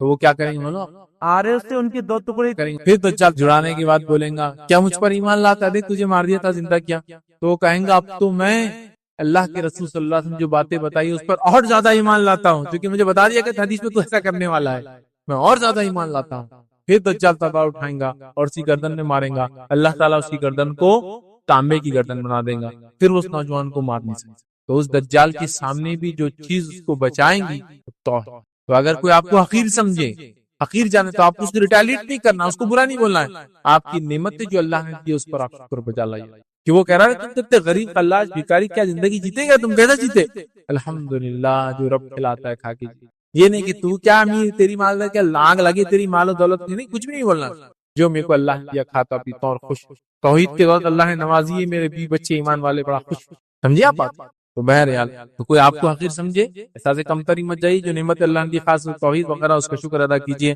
تو اس شخص نے وہ کیا یاد رکھیے، اور اللہ رب العزت کیا فرماتا سورہ کہف سورہ نمبر 18 آیت نمبر 37-38 میں اللہ نے کیا فرمایا سنیے، قال له صاحبه وهو يحاوره اكفرت بالذي خلقك من تراب ثم من نطفة ثم سواك رجلا لكن هو الله ربي ولا اشرك بربي احدا، اللہ فرماتا کہتا ہے اس کے ہمسائے نے گفتگو کرتے اس سے کہا کیا تو کفر کرتا ہے، تو اس نے کیا کہا میں سمجھتا ہوں بات کبھی ختم نہیں ہوگا اور میں دوبارہ اٹھا نہیں جاؤں گا، تو وہ جو مسلمان تھا غریب وہ کیا جواب دیتا ہے، وہ کہتا ہے کیا تو کفر کرتا ہے اس ذات سے جس نے تجھے مٹی سے پیدا کیا پھر نطفے سے پیدا کیا اور تجھے ایک پورا آدمی بنا کر کھڑا کیا، رہا میں تو میرا تو وہی اللہ ہے اور میں اس کے ساتھ کسی کو شریک نہیں کرتا، دیکھیں شکر ادا کیا اس نے کیا بولا، میں تو غریب پاتا ہوں، میرے پاس طاقت بھی زیادہ ہے، میری تو مال بھی زیادہ ہے، میں یہ سوچتا ہوں کہ دوبارہ نہیں اٹھوں گا، میرا ٹھیک کبھی ختم نہیں ہوگا، اور میں اٹھا بھی دوبارہ تو تم جیسے لوگوں کے سامنے رہوں گا، جیسے یہاں عزت کرتا وہاں بھی عزت کروں گا، تو یہ آدمی جواب میں احساس کمتری نہیں آتا ہے، یہ کہتا ہے کہ تو کیسے اللہ کا انکار کر سکتا جبکہ اس نے پیدا کیا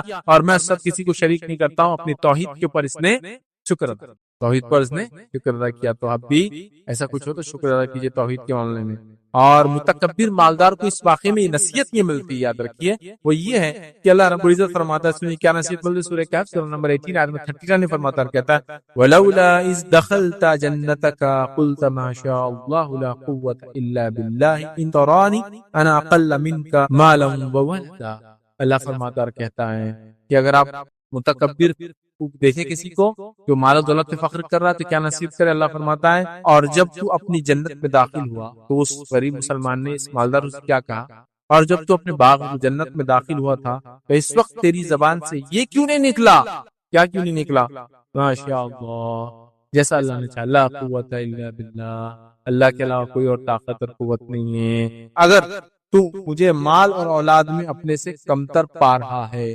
اگر تو مجھے مال اور اولاد میں اپنے سے کمتر پا رہا ہے امیر، تو تو نے تو کیا کرنا چاہیے تھا، اللہ کا اور شکر ادا کر کے یہ کہنا چاہیے تھا، یہ نہیں بولنا تھا باغ کبھی ختم نہیں ہوگا، یہ بولنا چاہیے تھا ماشاء اللہ لا قوت الا باللہ، یہ کہنا چاہیے، اس سے پتا چلا کہ مالدار متکبر کو نصیحت کی گئی، کیا نصیحت کی گئی، یہ نصیحت ہے کہ وہ شکر ادا کرے جو نعمت اللہ نے۔ تیسری نصیحت کیا ملتی ہے اس واقعے سے ہم لوگوں کو سیکھنے کا، سورہ کہف کے اس واقعے سے تیسری نصیحت یہ ہے کہ غرور کا انجام کیا ہوتا ہے، زوال نعمت دنیا میں اور آخرت میں آگ کا عذاب۔ غرور کا انجام پتہ چلتا ہے اس واقعے سے ہمیں کہ دنیا کے اندر ذلیل ہوتا ہے وہ انسان جو غرور کرتا ہے، اور آخرت کے اندر وہ جہنم میں جانے والا ہے، اور یہ انجام اس واقعے سے ہم کو پتہ چلا۔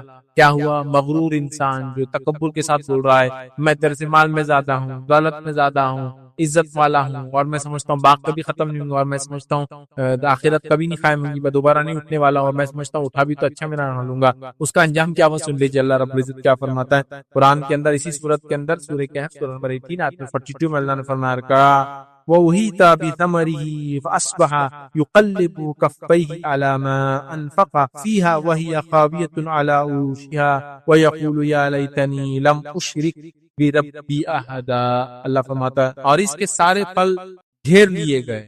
اب وہ باغ کا حال کیا ہوا جب اس نے تکبر کیا، اللہ نے پورے پھلوں کو اس کے برباد گھیر دیے گئے، بس وہ اپنے اس خرچ پر جو اس نے اس میں کیا تھا اپنے ہاتھ ملنے لگا، اور وہ باغ تو آندھا الٹا پڑا تھا، ایسا بھور آیا، بونڈر، سائیکلون، ٹائیکون، جو بھی پھیلال تھا وہ آیا، پورے اس کے کھیتی کو پھلوں سے الٹا کر دیا۔ آپ دیکھیے جھاڑ میں اچھے جام، اچھے آم، اچھے سیب، اچھے انار لگے، اور ایک زبردست تیزی یا تھنڈر اسٹارم، بارش، اولے وغیرہ گر جائے، پورے پھل نیچے پڑے، اور ایک ہی دن میں کیڑا سب اندھا کر دیا اللہ نے۔ جو اس نے محنت کی تھی، پیسہ لگایا تو ہاتھ ملنے لگا، اور کیا کہنے لگا، ملنے لگا، اور باغ اندھا الٹا پڑا تھا، اور وہ شخص یہ کہہ رہا تھا کاش میں اپنے رب کے ساتھ کسی کو شریک نہ کرتا۔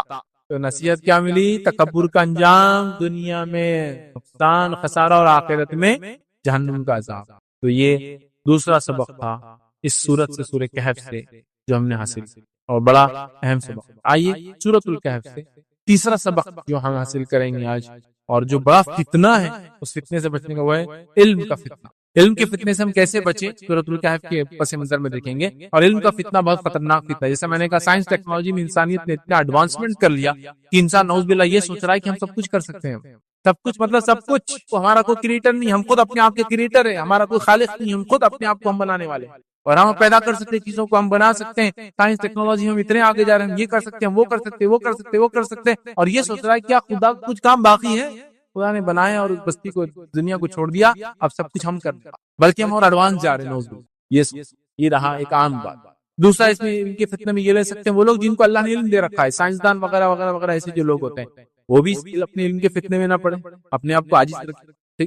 تیسری چیز یہ پتہ چلتی ہے کہ وہ لوگ جو دین کا علم رکھنے کا دعویٰ کرتے ہیں، وہ لوگ اس فتنے میں نہ پڑے کہ مجھے اگر دین کا علم ہے یا اللہ نے کچھ مجھے تھوڑا بہت علم دے رکھا ہے تو میں بہت کچھ ہوں۔ ہر قسم کا جس کے پاس علم ہے وہ فتنے میں نہ پڑے اس کے، بلکہ اللہ سے دعا کرے کہ اللہ اس علم کو میرے لیے نفع بخش بنائے، اور میں جو علم رکھتا ہوں اس پر میں بعمل رہوں۔ سمجھ رہا بات؟ تو لہٰذا علم کا فتنہ بڑا خطرناک فتنہ ہے۔ اس دور میں فتنہ اتنا بڑھ چکا ہے کہ لوگ ملحد ہو رہے ہیں، اللہ کا انکار کر رہے ہیں اس علم کی وجہ سے، ہے نا۔ سائنس ٹیکنالوجی میں نے سیکھ لی، اب میں رب کو نہیں مانتا، نعوذ باللہ۔ تو لوگ انکاری بن رہے ہیں، لوگ علم حاصل کر کے متکبر بن رہے ہیں، سائنسدان متکبر، ڈاکٹر صاحب اتنے متکبر کی لوگوں سے بات بھی نہیں کرتے، تکبر کی بنیاد پہ کم بات کرتے ایک الگ بات ہے، مصروفیت کیسے نہیں کرنے لگا، لیکن متکبر، ارے یار چھوٹے موٹے لوگ کیا بات کریں گے، میری بات کیا سمجھ رہا بات؟ یا میں دینی عالم ہوں، عالم ہوں، تھوڑا بہت علم ہوں، تھوڑا بہت اچھا تقریر دیتا ہوں، تو میرے میں اتنا تکبر آ گیا کہ میں لوگوں سے نہیں ملتا، لوگوں کو حقیر سمجھتا اپنے آپ سے۔ تو علم ہے نا، بیس کو بناتے، علم بہت بڑا فتنہ اگر اس کا استعمال نہ ہو۔ ہمیشہ علم کے فتنے سے اللہ سے پناہ مانگنا چاہیے، علم حاصل کرنا چاہیے، اور کبھی بھی تکبر نہیں کرنا چاہیے جو علم ہمارے پاس ہے۔ تو آئیے اس کے لیے ہم سورہ کہف سے کیا واقعہ لے سکتے ہیں؟ موسیٰ علیہ الصلوۃ والسلام کا واقعہ ہم لیں گے، اور اس سے سیکھیں گے کہ ہم کیسے بچ سکتے ہیں۔ موسیٰ علیہ الصلوۃ والسلام کا واقعہ کیا ہے؟ بہت مختصر بیان کرتا ہوں۔ موسیٰ علیہ الصلوۃ والسلام اور خضر علیہ السلام کا واقعہ۔ موسیٰ علیہ الصلوۃ والسلام ایک بار بنی اسرائیل کو خطبہ دے رہے تھے، بنی اسرائیل میں سے کسی نے پوچھا کہ اے موسیٰ، دنیا کے اندر سب سے زیادہ علم والا انسان کون ہے؟ موسیٰ علیہ السلام کو لگا کہ میں وقت کا برگزیدہ نبی ہوں، اور اولو العزم پیغمبر جو گزرے ہیں یاد رکھیے وہ 5: نوح علیہ الصلوۃ والسلام، ابراہیم علیہ الصلوۃ والسلام، موسیٰ علیہ الصلوۃ والسلام، عیسیٰ علیہ الصلوۃ والسلام، اور محمد صلی اللہ علیہ وسلم۔ یہ 5 برگزیدہ پیغمبر گزرے۔ تو موسیٰ علیہ الصلوۃ والسلام کو لگا کہ میں ہی ہوں گا، تو آپ نے کہہ دیا میں ہوں، میرے پاس سب سے زیادہ علم۔ اللہ رب العزت نے کہا، کیونکہ اللہ رب العزت یہ چاہتا تھا، حدیث کے اندر الفاظ آتے ہیں کہ جو موسیٰ علیہ السلام سے بھی سوال ہوتا آپ نے کہنا چاہیے تھا اللہ سب سے زیادہ علم والا۔ تو اللہ نے ان کی پکڑ کی موسیٰ علیہ السلام، یہ اللہ نہ بولتے، موسیٰ نے یہ کہا کہ میں سب سے زیادہ علم والا ہوں، چلو جاؤ موسیٰ، تم کیا کرو، نکلو ایک سفر پر اور جاؤ ہمارے ایک بندے کے پاس جس کو ہم نے علم دے رکھا ہے، دیکھو ذرا تم نے یہ کہا نا تم کے سب سے زیادہ علم، جاؤ ذرا۔ موسیٰ علیہ السلام نکلتے ہیں، اور پورا واقعہ بہت لمبا ہے، میں بہت شارٹ میں جا رہا ہوں۔ ایک مچھلی لے کے نکلتے جو کہ علامت ہوں گی، مچھلی جہاں پانی میں جائیں گی اس کا مطلب وہاں موسیٰ علیہ السلام کو اس شخص سے اللہ ملائے گا جس سے ملانا چاہتا ہے، اور موسیٰ علیہ السلام کو اس کا جواب ملے گا کہ علم میں جو انہوں نے کہہ دیا میں سب سے زیادہ علم والا ہوں۔ اور موسیٰ علیہ الصلوۃ والسلام یوشع بن نون جو کہ ابھی صحابی رسول ہیں، یہ بعد میں چل کے نبی بنے بنی اسرائیل کے آدمی. اور ایسے واقعات ہم کو ملتے ہیں کہ کچھ لوگ پہلے صحابی تھے کسی نبی کے، اور بعد میں اللہ نے ان کو نبوت دی. تو یوشع بھی ان میں سے ایک ہے، یوشع ابن نون. یہ پہلے بنی اسرائیل کی ایمان لانے والے انسانوں میں سے تھے، موسیٰ علیہ السلام کے حواری میں تھے، بعد میں اللہ نے ان کو نبوت بھی عطا کر دی. تو یہ سفر پہ نکلے، نوجوان ساتھی تھے ان کے، موسیٰ علیہ السلام اور یہ دونوں سفر پہ نکلے. موسیٰ علیہ السلام نے کہا جب مچھلی چلی جا نکل کے زندہ ہو کے، مطلب وہ مچھلی مری ہوئی تھی لیکن ایک مقام پر اللہ نے حکم دیں گا اس کو زندہ ہوں گے، پانی میں جائیں گے، وہاں اپن ملیں گے. وہ لوگ چلے ایک جگہ سوئے، سو کر اٹھے، مچھلی نکلی اور پانی میں چلے گئی. یوشع بن نون بھول گئے، موسیٰ علیہ السلام تھوڑی دیر سے اٹھے. موسیٰ علیہ السلام جب اٹھے دونوں سفر پہ نکل کے، ایک دن اور رات گزر گیا. موسیٰ علیہ السلام نے کہا بڑے تھک گئے، کیا ہو گیا؟ کہا چلو کچھ کھاتے. جب کھانے کے لیے کھولا تو کہا ارے میں بھول گیا، مچھلی تو نکل کر چلے گئی تھی اور شیطان نے مجھے بھلا دیا. موسیٰ علیہ السلام نے کہا کوئی بات نہیں، ہم واپس ریٹرن جائیں گے. ریٹرن گئے، اس مقام پہ پہنچے جہاں مچھلی نے ایک سوراخ کر کے پانی میں گئی تھی، وہاں انتظار کرے اور وہاں آئے خضر علیہ السلام. خضر علیہ السلام سے موسیٰ علیہ السلام کی ملاقات ہوئی اور خضر علیہ السلام اور موسیٰ علیہ السلام نکلے، اس نہر کے کنارے سے چلے. ایک کشتی دکھی، کشتی کو ہاتھ بتایا گیا، لوگوں نے پہچان لیا یہ خضر ہے اور خضر کا احترام کرتے چونکہ وہ نون تھے اس علاقے کے اندر. شاید کہا کہ آپ آئیے اور بغیر پیسے کے سفر کیجیے کشتی میں. وہ بغیر پیسے کے سفر کرنے کشتی میں بیٹھے. کشتی چلے چلے ایک مقام تک پہنچی اور خضر علیہ السلام نے کشتی کا ایک تختہ نکالا، خاموشی میں لوگ جب نہیں دیکھ رہے تھے، اور توڑ دو. اور موسیٰ علیہ السلام کو پہلے بتا دیا تھا میرے ساتھ چلوں گے تو خاموش رہنا تمہارا کام ہے، اور جب میں بتانا چاہوں گا تب میں بتاؤں گا میں نے کیوں کیا. لیکن موسیٰ علیہ السلام کو تاب نہیں ہے. ایک آدمی آپ کو فری رائڈ دے رہا ہے، کشتی میں فری بٹھایا اور تم نے توڑ دیا، اس کو خراب کر دیا. امیزنگ، عجیب کی بات. اور اسی دوران جو توڑنے سے پہلے ایک واقعہ یہ ہوا روایت کے اندر آتا ہے کہ خضر علیہ السلام موسیٰ علیہ السلام کھڑے تھے، ایک چڑیا آئی اور چڑیا آ کے اس کشتی کے اوپر بیٹھی اور اس نہر میں سے پانی پیا، یا اس دریا کی بڑی پانی پیا. تو خضر علیہ السلام نے کہا موسیٰ یہ چڑیا کیا بتا رہی ہے معلوم آپ کو؟ تو موسیٰ علیہ السلام نے کہا کیا؟ تو یہ بتا رہی ہے کہ جتنا پانی میں نے اپنے چونچ میں لیا، جتنا پانی میں نے اپنے چونچ میں لیا، اتنا ہی تیرا اور میرا ملا کر اللہ کے علم کے مقابلے میں، اللہ کا علم سمندر جیسا ہے. اور جیسا چڑیا نے سمندر میں سے ایک گھٹ، چڑیا کا گھٹ کیا ہوتا ہے؟ صرف کتنے ایم ایل کا سپ پیئیں گے پتا نہیں، 1 ml 2 ml ہے نا، اتنا سا سپ لیتی چڑیا. تو کہا موسیٰ علیہ السلام سے کہ جو چڑیا نے پانی پیا، یہ چڑیا بتا رہی ہے کہ اللہ کے علم کے مقابلے ہمارا علم صرف اتنا ہے. جیسا اللہ کے علم سمندر ہے، تو چڑیا نے جو پانی پیا نا، اتنا تیرا اور میرا علم. پھر بارے وہ آگے چلی، انہوں نے توڑ دیا اس کا وہ موسیٰ علیہ السلام کو وہ نہیں، آپ نے پوچھ لیا. خضر نے کہا میں نے تو وہ پہلے بولا تھا، مجھ سے کوئی سوال نہیں جب تک میں جواب نہ دوں، ابھی خاموش ہو. موسیٰ علیہ السلام نے کہا ٹھیک ہے، اس چیز کے لیے مجھے چھوڑ دو جس سے میرا کنٹرول نہیں ہے، میں نے جان بوجھ کے نہیں کیا لیکن نکل گیا میرے منہ سے تم نے جب ایسا کیا تو. حالانکہ فری رائڈ دی ہم کو. بہرحال انہوں نے کہا چلو آگے چلے. تو ایک بچہ ملا، خضر علیہ السلام نے قتل کر دیا. موسیٰ علیہ السلام نے کہا یہ تو بہت ہو گیا، ٹو مچ، ایک جان لے لی تم نے بغیر کسی عذر کے. خضر نے کہا دیکھو میں نے تم سے پہلے ہی کہا تھا ساتھ چلنا، تو خاموش رہنا. کہا ٹھیک ہے میں خاموش رہنے کی کوشش کروں گا. آگے بڑھے تو ایک بستی میں گئے، بستی میں جا کے کھانا مانگا، بستی والوں نے کھانا نہیں دیا. تو وہاں ایک دیوار پہ گرنے پہ ٹیڑھی ہو گئی، تو خضر علیہ السلام نے دیوار کو سیدھی کر دیا. موسیٰ علیہ السلام نے کہا خضر انہوں نے ہم کو کھانا نہیں دیا اور تم ان کی بستی میں گرتی دیوار کو سیدھا کرو. خضر علیہ السلام نے کہا کہ بس بھائی اب یہ الگ ہونے کا ٹائم آ گیا. میں نے آپ سے کہا تھا جب تک میں نہ بولوں آپ مجھ سے کوئی کوشچن نہیں کریں گے، اور آپ لگاتار ہر اس پہ میرے سے کوشچن. تو یہ سپریشن کا ٹائم آ گیا. اللہ کے رسول صلی اللہ علیہ وسلم نے حدیث میں یہاں یہ فرمایا تھا کاش کہ ایسا ہوتا کہ موسیٰ خضر سے سوال نہ کرتے تو نہ جانے اللہ کتنے عجیب و غریب چیزیں ہم کو بتا دیتا اس کے ذریعے. مطلب کیسے عجیب و غریب واقعات ہو رہے ہیں. خضر علیہ السلام نے کہا اب تو فنش ہو گیا، آپ سے میں نے پہلے ہی بولا تھا مجھ سے کوئی سوال نہیں جب تک میں جواب نہ دوں. تو میں نے کشتی کا تختہ توڑا تو بھی پوچھا، لڑکا قتل کیا تو بھی آپ نے پوچھا. میں نے کہا نہیں پوچھنا. اب پھر پوچھا آپ نے، کہا ابھی ہمارے الگ ہونے کا ٹائم ہے، چلیے میں آپ کو بتا دیتا ہوں کیا کیا چیزیں میں نے جو کیا اور کیوں کیا. پہلا میں نے تختہ اس لیے توڑا اس کشتی کا کہ اللہ نے مجھے بتا دیا تھا بذریعہ وہی کہ ایک بادشاہ ہے جو اچھی کشتیوں کو قبضے میں لے رہا ہے. تو میں نے کشتی کا تختہ توڑ دیا جس سے پانی اندر آیا. جب یہ کشتی وہاں پہنچی ہمارے اترنے کے بعد، جب بادشاہ نے اس کو پکڑا، جب دیکھا کشتی پھوٹی ہوئی تو اس نے اس کشتی کو چھوڑ دیا. تو گویا میں نے اس کے فائدے کے لیے کام، ورنہ اس کی کشتی اس کے ہاتھ سے بادشاہ کیا کر رہا تھا، قبضہ کر دیا. قبضہ میں بادشاہ زبردستی لے لیتے چیزوں کو، کچھ پیسے ویسے اس کے بل. کہا دوسرا جب ہم بچے کے پاس گئے جو کھیل رہا تھا بچوں کے اندر، میں نے اسے قتل کیا، یہ اللہ کا حکم تھا مجھے. اور وہ بڑا ہو کر جو ہے کافر بننے والا تھا جس سے اپنے والدین کو آزمائش میں ڈالنے والا. اللہ رب العزت نے چاہا کہ اس کے والدین کے ساتھ اس نے سلوک کرے، اچھا معاملہ کرے، اور وہ کتنے مہینہ پڑا ایمان کے، لہٰذا اس کو ختم کر دیا. اس کے بعد تیسری جگہ جب ہم پہنچے، دیوار جو گرنے کی تھی وہاں ایک خزانہ تھا 2 یتیم بچوں کا، اور اللہ چاہتا تھا کہ ان یتیموں کے بڑے ہونے کے بعد وہ خزانہ ملے. دیوار گر جاتی تو خزانہ نکل جاتا. اللہ نے مجھے حکم کیا، میں نے دیوار بنا دی. ابھی دیوار تب تک اچھی رہیں گی انشاءاللہ جب تک کہ بچے بڑے ہوں گے، اس کے بعد یہ گر جائیں گے. اور یہ اس لیے کہ اللہ تعالیٰ نے یہ اس لیے چاہا کہ ان کے والد نیک انسان تھے. اس سے پتہ چلا اگر والدین نیک تو بچوں کو اس کا اجر ملتا ہے. ان کے والدین نے کہا یہ ہمارے الگ ہونے کا ٹائم ہے. یہ باتیں تھی، حکمتیں تھی جو اللہ نے مجھے بتائی جو تمہیں نہیں دیا گیا تھا. پتا چلا وہ موسیٰ علیہ السلام کو علم تھا، وہ خضر علیہ السلام کے پاس نہیں تھا، جو خضر کو علم تھا موسیٰ علیہ السلام کے پاس نہیں تھا. اور موسیٰ علیہ السلام کو اللہ نے نصیحت کر دی کہ موسیٰ تم کو ہر چیز کا علم نہیں ہے. تم سے یہ سوال ہوا تھا کہ علم کس کو سب سے زیادہ، تم نے بات میری طرف نسبت کرنا تھا تو تم نے کیا کیا، یہ کہا کہ مجھے ہے. یہ تمہاری غلطی تھی. اور موسیٰ علیہ السلام سمجھ گئے کہ اللہ رب العزت کو علم ہے، اور اللہ رب العزت سرچشمہ علم کا تمام علوم اسی سے آتے ہیں. انسانیت نے تمام علم بھی دنیا اور کائنات کا حاصل کر لیا تو اس چڑیا کی ایک گھٹ کے برابر ہی ہوگا جو سمندر سے اس نے پیا ہے. سمندر میں کوئی کمی آتی ہے اس سے، بس اتنا ہی علم ہے انسانیت کے پاس جو ٹوٹل وہ حاصل کریں گے اللہ رب العزت کے علم کے مقابلے. ارے اللہ کا علم تو چھوڑو، اللہ کے صرف نام صفات آپ لکھنے بیٹھیں گے تو اللہ فرماتا ہے کہ پورے جھاڑ اگر قلم بنا دیے جائے اور پورے سمندر سیاہی بنا دی جائے تو بھی اللہ کے کلمات ختم نہیں ہوں گے، حتیٰ کہ اس کے بیکنگ میں 7 اور سمندر لا کے ڈال دیا جائے تو بھی ختم نہیں ہوں گے. اتنی حکمت ہے اللہ رب العزت، اتنا علم اللہ رب العزت. انسانیت کچھ بھی نہیں ہے، تھوڑا بہت ہم کو جو ملا ہے یہ تو اللہ رب العزت نے اپنے حقیر بندے پہ نواز دیا.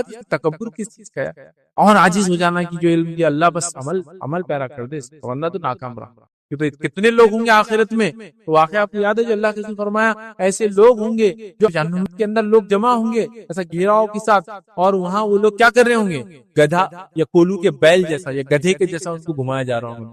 پوچھا جائے گا تم تو وہ لوگ ہو دنیا میں جو ہم کو اچھائی کا حکم دیتے تھے اور برائی سے روکتے تھے، اب تمہیں کیا ہو رہا ہے؟ تو کہا جس چیز کا تمہیں حکم دیتے تھے ہم خود عمل نہیں کرتے، اس کے نتیجے میں آج یہ سزا مل رہی، اس کے نتیجے میں جو ہے یہ سزا مل رہی.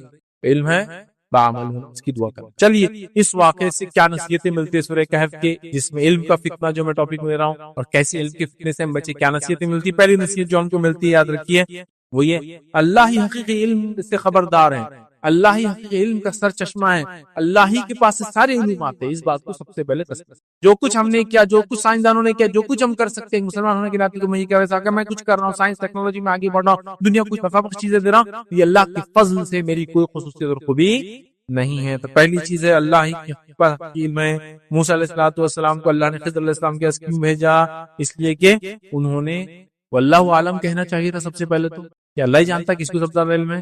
وہ نہیں کہا اور اس کا کہہ دیا میں نے میرے نہیں تھا، اور اللہ نے پکڑ کی کہ موسیٰ کا کام تھا یہ کہنا کہ اللہ سب سے زیادہ. ٹھیک ہے، تو سب سے پہلی چیز یہ. دوسرا، لوگ اللہ کے علم و حکمت سے زیادہ آج کل کفاروں کے علم حکمت چال بازی کے تعلق سے پریشان رہتے ہیں.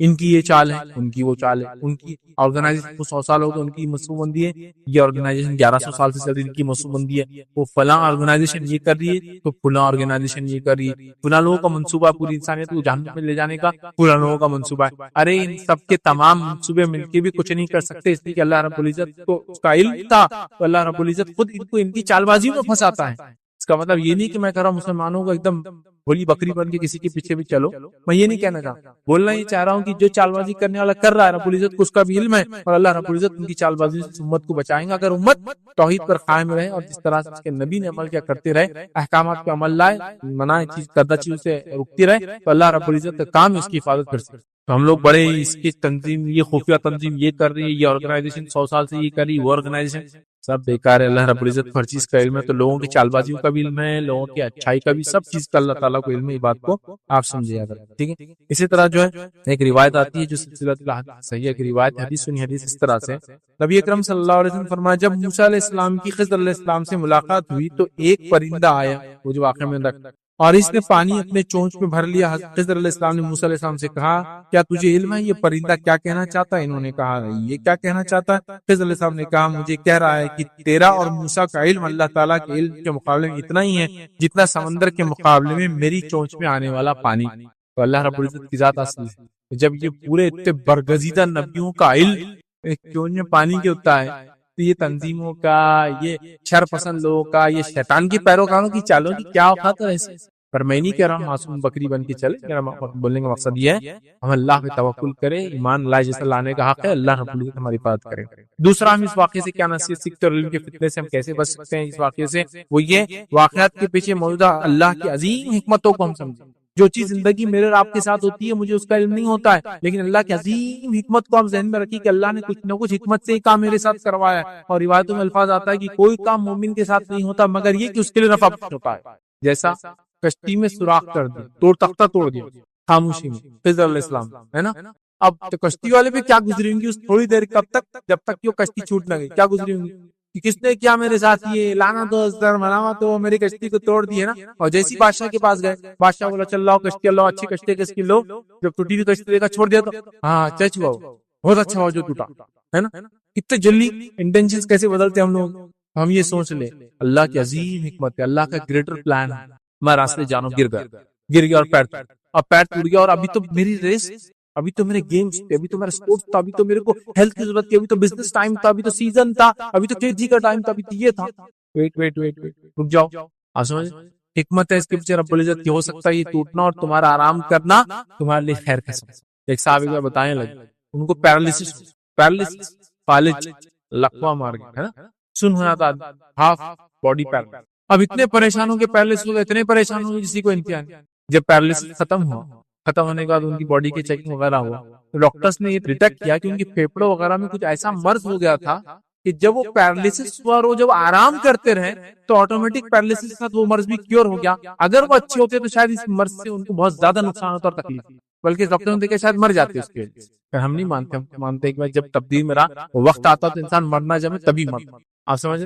تو اللہ نے ایک پیرالسس کے ذریعے دوسرا ٹریٹمنٹ کر دیا اس آدمی کا. جو مومن کے ساتھ ہوتا ہے اللہ کے بڑے منصوبے کو ذہن میں ہمیشہ رکھ.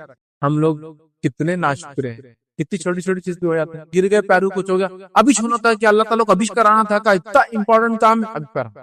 اب دیکھو نا بچے کا انٹرویو تھا، اللہ تعالیٰ نے ہاتھ اڑا دیا اس کا. کیا ہمارا ہی گھر ملتا نوز باللہ اللہ تعالیٰ. ایسی جملے ہم لوگ بولتے ہیں چھوٹی چھوٹی چیزیں. دیکھو اب اتنی ضرورت تھی پیسوں کی، ابھی نو بیمار پڑے، اب کون کما کے لائیں گے. آپ نہیں جانتے، ہو سکتا ہے اس کی جان جانے والی تھی. خضر علیہ السلام دیکھیے کیسے کیسے کام کر رہے ہیں. تو اللہ تعالیٰ نے ان کے ذریعے بتایا اللہ کے فرشتے بھی ایسا کام کرتے رہتے ہیں انسانوں کے لیے ادھر ادھر جا کر. کبھی کبھار ایسا میں تعجب کے ساتھ سوچتا ہوں، بچوں کو دیکھتا ہوں، بچوں کو آج کل تو CCTV کیمرے کا دور، عجیب و غریب معجزاتی ڈھنگ سے بچ جاتے، کہیں بھی نکل جاتے. آپ دیکھیں تو بڑا آدمی تو آپ بولتے ابھی تو گر کے اس کو کچھ پہ کہ مر جاتا تھا، گاڑی کے نیچے گاڑی اوپر چلے گئے، بچہ بیچ میں بچے نکل گئے. آپ بولتے ہیں معجزاتی طور سے کیسا بچ گیا. آپ دیکھ ابھی تو CCTV کیمرے کا دور ہے، آپ دیکھیے کار چلے گئی، بچہ نیچے تھا اور پھر کھڑا ہو گیا، معجزاتی طور سے بچ جاتے. دیکھیے فرشتے ہوتے اللہ کے اپوائنٹڈ. حضرت علی رضی اللہ عنہ کو جب کہا گیا کہ آپ خلیفہ ہے، آپ کی بھی سیکورٹی کی ضرورت ہے، تو کہا میری ضرورت نہیں، جب تک فرشتوں کی حفاظت اللہ نے مجھے رکھنا ہے اللہ رکھیں گے اور وہ میری حفاظت کرتے رہیں گے اور مجھے کوئی کچھ نہیں کر سکتا. اور جب اللہ تعالیٰ ان کو ہٹانا چاہیں گے ہٹا لیں گے، پھر تم سب مل کر میری حفاظت نہیں کر پاؤں گے. اللہ کا اپنا ایک پلان ہے. تو اس گریٹر پلان کو یاد رکھیے کہ اگر میرا پیر ٹوٹا تو کچھ نہ کچھ فائدہ ہے، اگر میرا مال گیا تو کچھ نہ کچھ فائدہ، اگر میری صحت گئی تو کچھ نہ کچھ اس کا پلان ہے، اللہ کا فائدہ ہے. اگر میری بچوں کی شادی نہیں تو کچھ نہ کچھ فائدہ، اگر میری صحت آج نہیں تو کل کچھ نہ کچھ اس کا فائدہ اس دنیا اور آخرت میں ہے. شارٹ جس کو بولتے بالکل ہے ہی. تو وہ حکمت جب انسان یاد رکھتا ہے نا، کشتی والے نے اگر جزا فضا کیا ہوگا 5-10 منٹ بعد یا وہ دوسرا جب وہ بادشاہ کے پاس گیا ہوں تو کتنا خوش ہوگا. بہت اچھا ہو گیا بھائی، کشتی خراب نکلی، نہیں تو گئی تھی کشتی، چلو تختہ بنا لیں گے بعد میں اپن. سمجھ رہے بات. جیسا مثال کے طور پر کوئی ڈاکو آ گئے ایک دم ہائی وے کے اوپر، سب گاڑیوں کو روک لیے، بولے سب کو ختم کر دو، جلدی کس کی اچھی گاڑی، اور آپ کی گاڑی ایک دم کھٹارا گندی حال میں، دھلی بھی نہیں، جس کی وجہ سے آپ ڈرائیور کو بمکا ہے، گالیاں دے کے آئیں گے، تیرے وجہ سے گندی گاڑی لے جا رہا بیٹا، میرے خاندان میں کوئی اتنی گندی گاڑی کبھی بیٹھا نہیں، یہ نہیں تو نہیں سب ایسا ہے. اور وہ ڈاکو کیا کرے، سب زیادہ چمک رہی اور اس کی گاڑی تو خالی کر کے، اور آپ کی یار گندی اس کو چھوڑ دو. اور اللہ کا شکر کا بیٹا تو نے اچھا کرا، گاڑی کو دھوئے نہیں، تلے کھا لڈو کھا میرے طرف سے، نہ ڈاکو نے ہماری طرف دیکھا نہ ہمارے طرف کچھ وہ ہے نہیں. جب شکر ادا کریں تو اللہ کا گریٹر پلان رہتا ہر جگہ. سمجھو میں چاہ رہا تھا یہ کروں، کمپٹیٹیو ایگزام دو اور اس میں کامیاب ہو، میں اس لائق تھا، نہیں ہوا. اللہ کا اور پلان ہے اس کے علاوہ بڑا. آپ میں نہیں جانتی ہوں پلان، بس تھوڑا انتظار کرو تو فائدے. سمجھ رہے بات. تو اس چیز کو سمجھنا بہت. چلیے وقت نہیں اتنا تو بہر تو اللہ کے پلانز کو ہمیشہ یاد رکھے ذہن میں، اللہ کی حکمتیں یاد رکھیے، اور وہ ہر چیز کو کرتا ہے. جس طرح واقعات کے پیچھے جو حکمتیں تھی، موسیٰ علیہ السلام جیسے نبی بھی سمجھ نہیں پائے جب تک کہ خضر نے ان کو ایکسپلین نہیں کیا علیہ السلام نے، تو ایسا ہم جیسے چھوٹے موٹے للو پچھے لوگوں کیا جو ایمان میں کمزور، علم میں کمزور، عمل میں کمزور، موسیٰ علیہ السلام جیسے نبی نہیں سمجھ پائے خضر کی حکمت اللہ نے کیا سمجھائی تھی علیہ السلام. بس ہے یاد رکھنا حکمت ہے، اس کے فائدے آپ کو ضرور ملیں گے زندگی. تیسری چیز اس واقعے سے کیا پتہ چلتی ہے، واللہ عالم کہنا سیکھ لے. موسیٰ علیہ السلام کی اللہ نے کیوں پکڑ کی؟ موسیٰ علیہ السلام نے اللہ عالم کہنا چاہیے تھا، اور یہ کہنا چاہیے تھا کہ اللہ کو علم ہے. موسیٰ علیہ السلام نے اللہ عالم نہیں کہتے ہوئے کیا کہہ دیا، مجھے علم. جب کیا پوچھا گیا موسیٰ کس کو دنیا میں سب سے زیادہ علم؟ تو آپ نے کہہ دیا مجھے، یہ سوچ کر کہ میں برگزیدہ نبی اور وقت کا میں ابھی ایک ہی ہوں، کیونکہ ان کے وقت میں کوئی برگزیدہ نہیں تھا، ان سے پہلے ابراہیم علیہ السلام تھے، ان کے بعد وہ زمانہ ہزاروں سال بعد عیسیٰ علیہ السلام ہے، تو ان کا کام کیا تھا؟ واللہ عالم کہنا، تو واللہ عالم کہنا سیکھ لے۔ اس واقعے سے پتہ چلا اس لیے کہ ہم جتنا بھی علم رکھتے ہو کسی چیز کا، اس سے آگے بھی کچھ نہ کچھ علم ہوتا ہے، واللہ عالم، یہ کہنا بہت اچھی چیز، اللہ بہتر جانتا ہے، کہنا سیکھ لے۔ جو نہیں معلوم اس پر کہنا واللہ عالم۔ موسیٰ علیہ السلام کو نہیں معلوم تھا لیکن آپ نے کہہ دیا مجھے علم، تو اگر کہتے واللہ عالم تو مسئلہ ختم ہوتا، تو واللہ عالم کہنا ہم سیکھے، یاد رکھیے یہ بڑی اہم چیز ہے۔ ضروری نہیں کہ تمام باتوں کا علم مجھے اور آپ کو ہو سکتا ہے جو چیز ظاہر دکھ رہی ہے اس کے اندر بھی کچھ نہ کچھ اللہ کی حکمتیں ہو، جو تبھی پتہ چلیں گی جب ہم یہ کہیں گے واللہ عالم، اللہ بہتر جانتا ہے، پھر اللہ انشاءاللہ جو چیزوں کو بتائیں، ٹھیک ہے۔ اسی طرح غیر ضروری مباحثوں میں نہیں پڑھنا چاہیے اور واللہ عالم کہہ کر باتوں کو ختم کر دینا چاہیے، یہ زیادہ اچھا ہے۔ غیر ضروری بحثوں میں ہم لوگ پڑھتے ہیں، دین کے مسائل میں، دنیا کی باتوں میں، دین میں زیادہ ہوتا ہے یہ، بہرحال ہم واللہ عالم کہہ کر اگر بچ جائے تو میں سمجھتا ہوں یہ زیادہ کافی ہوں۔ یاد رکھیے کیونکہ اصل نصیحت کو چھوڑ کر فضول بحثوں کے پیچھے ہم لوگ پڑے رہتے ہیں۔ آئیے سورہ کہف سورہ نمبر 18 آیت نمبر 22 میں اللہ نے کیا فرمایا؟ قل ربی اعلم بعدتہم وما یعلمہم الا قلیل۔ اصحاب کہف کے بارے میں اللہ کیا فرما رہا ہے کہ کہہ دو اے محمد صلی اللہ علیہ وسلم کہ میرا پروردگار ان کی تعداد کو بخوبی جانتا ہے، مطلب وہ کتنے تھے، 7 تھے، 5 تھے، 9 تھے، 11 تھے، 13 تھے، واللہ عالم۔ اب ہم کو بحث، موسیٰ علیہ السلام تو عصا کس چیز کا تھا جس کو لے کے چلتے تھے؟ اللہ معلوم، کیا کرنا ہے اس بحث کو لے کے؟ نہیں وہ جام کے جھاڑ کا تھا، نہیں وہ انار کے جھاڑ کا تھا، نہیں وہ انجیر کے جھاڑ کا تھا، واللہ عالم، جو بھی تھا بس اللہ نے عصا دیا موسیٰ علیہ السلام کرنے سے معجزہ تھا۔ نہیں موسیٰ علیہ السلام جو جھاڑ کے پیچھے اللہ تعالیٰ کا وہ دیکھتے تو وہ جھاڑ کون سا تھا، وہ پہاڑ، کیا کرنا ہے؟ واللہ عالم، جو سمجھے نا، تو بے فضول بحثوں میں دین میں نہیں جانا، اس سے دین اور ایمان خراب ہوتا ہے، یاد رکھیے۔ اور کتنے دن اصحاب کہف سوئے؟ واللہ عالم، جو بھی تھا۔ لوگ کہتے قرآن نے کہا کہ وہ 300 سال 309 سال، واللہ عالم، جو بھی تھا وہ جو سوئے بس، جتنا سوئے اللہ نے جتنا سلایا، جب اٹھانا تھا اٹھا دیا، پر اتنا تو پتا ہے کہ سینچری سو، صدیوں تک سو، ٹھیک ہے۔ ہم کو اس میں نہیں، تو فضول بحثوں میں نہیں پڑھنا چاہیے، ٹھیک ہے۔ اسی طرح دجال کہاں ہے ابھی، یاجوج ماجوج کی دیوار قائم ہے، پوری دنیا دیکھ لیے، گوگل میپ تو سب بتا دے رہا، یاجوج ماجوج کی دیوار نہیں بتا سک رہا، ہاں نہیں بتا سکتا، نہیں بتا سکتا، کیا کریں؟ آج سے 200 سال پہلے، 200 کم ہو جائیں گے، آج سے 300 سال پہلے امریکہ کا معلوم تھا کیا آپ کو؟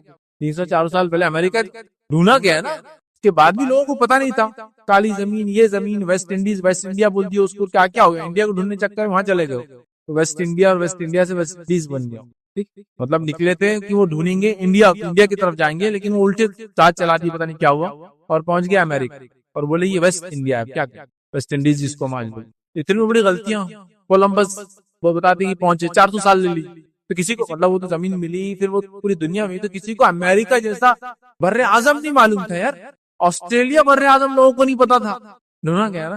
اور انسانی جسم میں کیا کیا ہے، میں نے حال میں ایک ریسرچ پڑھی تھی کہ انسانی جسم کے اندر ایک ایسا چھوٹا سا حصہ ہے جو ابھی معلوم ہو انسانوں کو، ناک کے اندر رہتا ایک سوراخ، اس کا ایک اپنا کام ہے جو کرتا ہے، وہ اپنے جسم کو نہیں معلوم کیا کیا اس کے اندر اللہ خلیے ہے، مالیکولز تھے، مالیکولز کے بعد بولے کہ کیا رہتا، ایٹم رہتا، بولے بس مالیکول سے چھوڑا کچھ نہیں، ذرہ، پھر بولے ایٹم سے چھوڑا کچھ نہیں، پھر اس کے بعد بولے ایٹم، نیوٹران، پروٹون، الیکٹران سے چھوڑا کوئی نہیں، پھر معلوم آپ کو ابھی 6 سٹیج ہم نیچے جا سکتے ہیں، نیوٹران، پروٹون، الیکٹرانز کے اندر 6 سٹیجز جا سکتے ہیں آپ کے اندر، مجھے نام نہیں پتا اس کے اندر، یہ وہ جس سے بنے ہوئے، یہ وہ جس سے بنے ہوئے، یہ وہ جس سے بنے ہوئے، ابھی یہاں تک، اب پتہ نہیں اس کے علاوہ اور کون سی دنیا ہے باقی، ارے آپ ابھی ہم نہیں جانتے بھائی، ابھی ہم نے نہیں دیکھا، آج ہم کو سائنس ٹیکنالوجی لگ رہا ہے ہم سب کچھ دیکھ سکتے ہیں، ہم نے ابھی نہیں دیکھا، ابھی ہم دیکھیں گے، جس طرح 100 200 500 سال پہلے ہم کو بر اعظم بڑے بڑے نہیں پتا تھے، ہم بہت سمجھتے دنیا ہم نے دیکھ لی، لیکن آج ہم کو نئی نئی چیزیں پتا چلی، سمندروں کی گہرائی میں اللہ نے ابھی کیا چھپا رکھا ہے وہ بھی ہم نہیں جانتے، اب آسمانوں کی گہرائی میں اللہ نے کیا چھپا رکھا ہے وہ بھی نہیں جانتے، تو ہم کیسے دعویٰ کر سکتے ہیں ہماری چیز کا علم ہے؟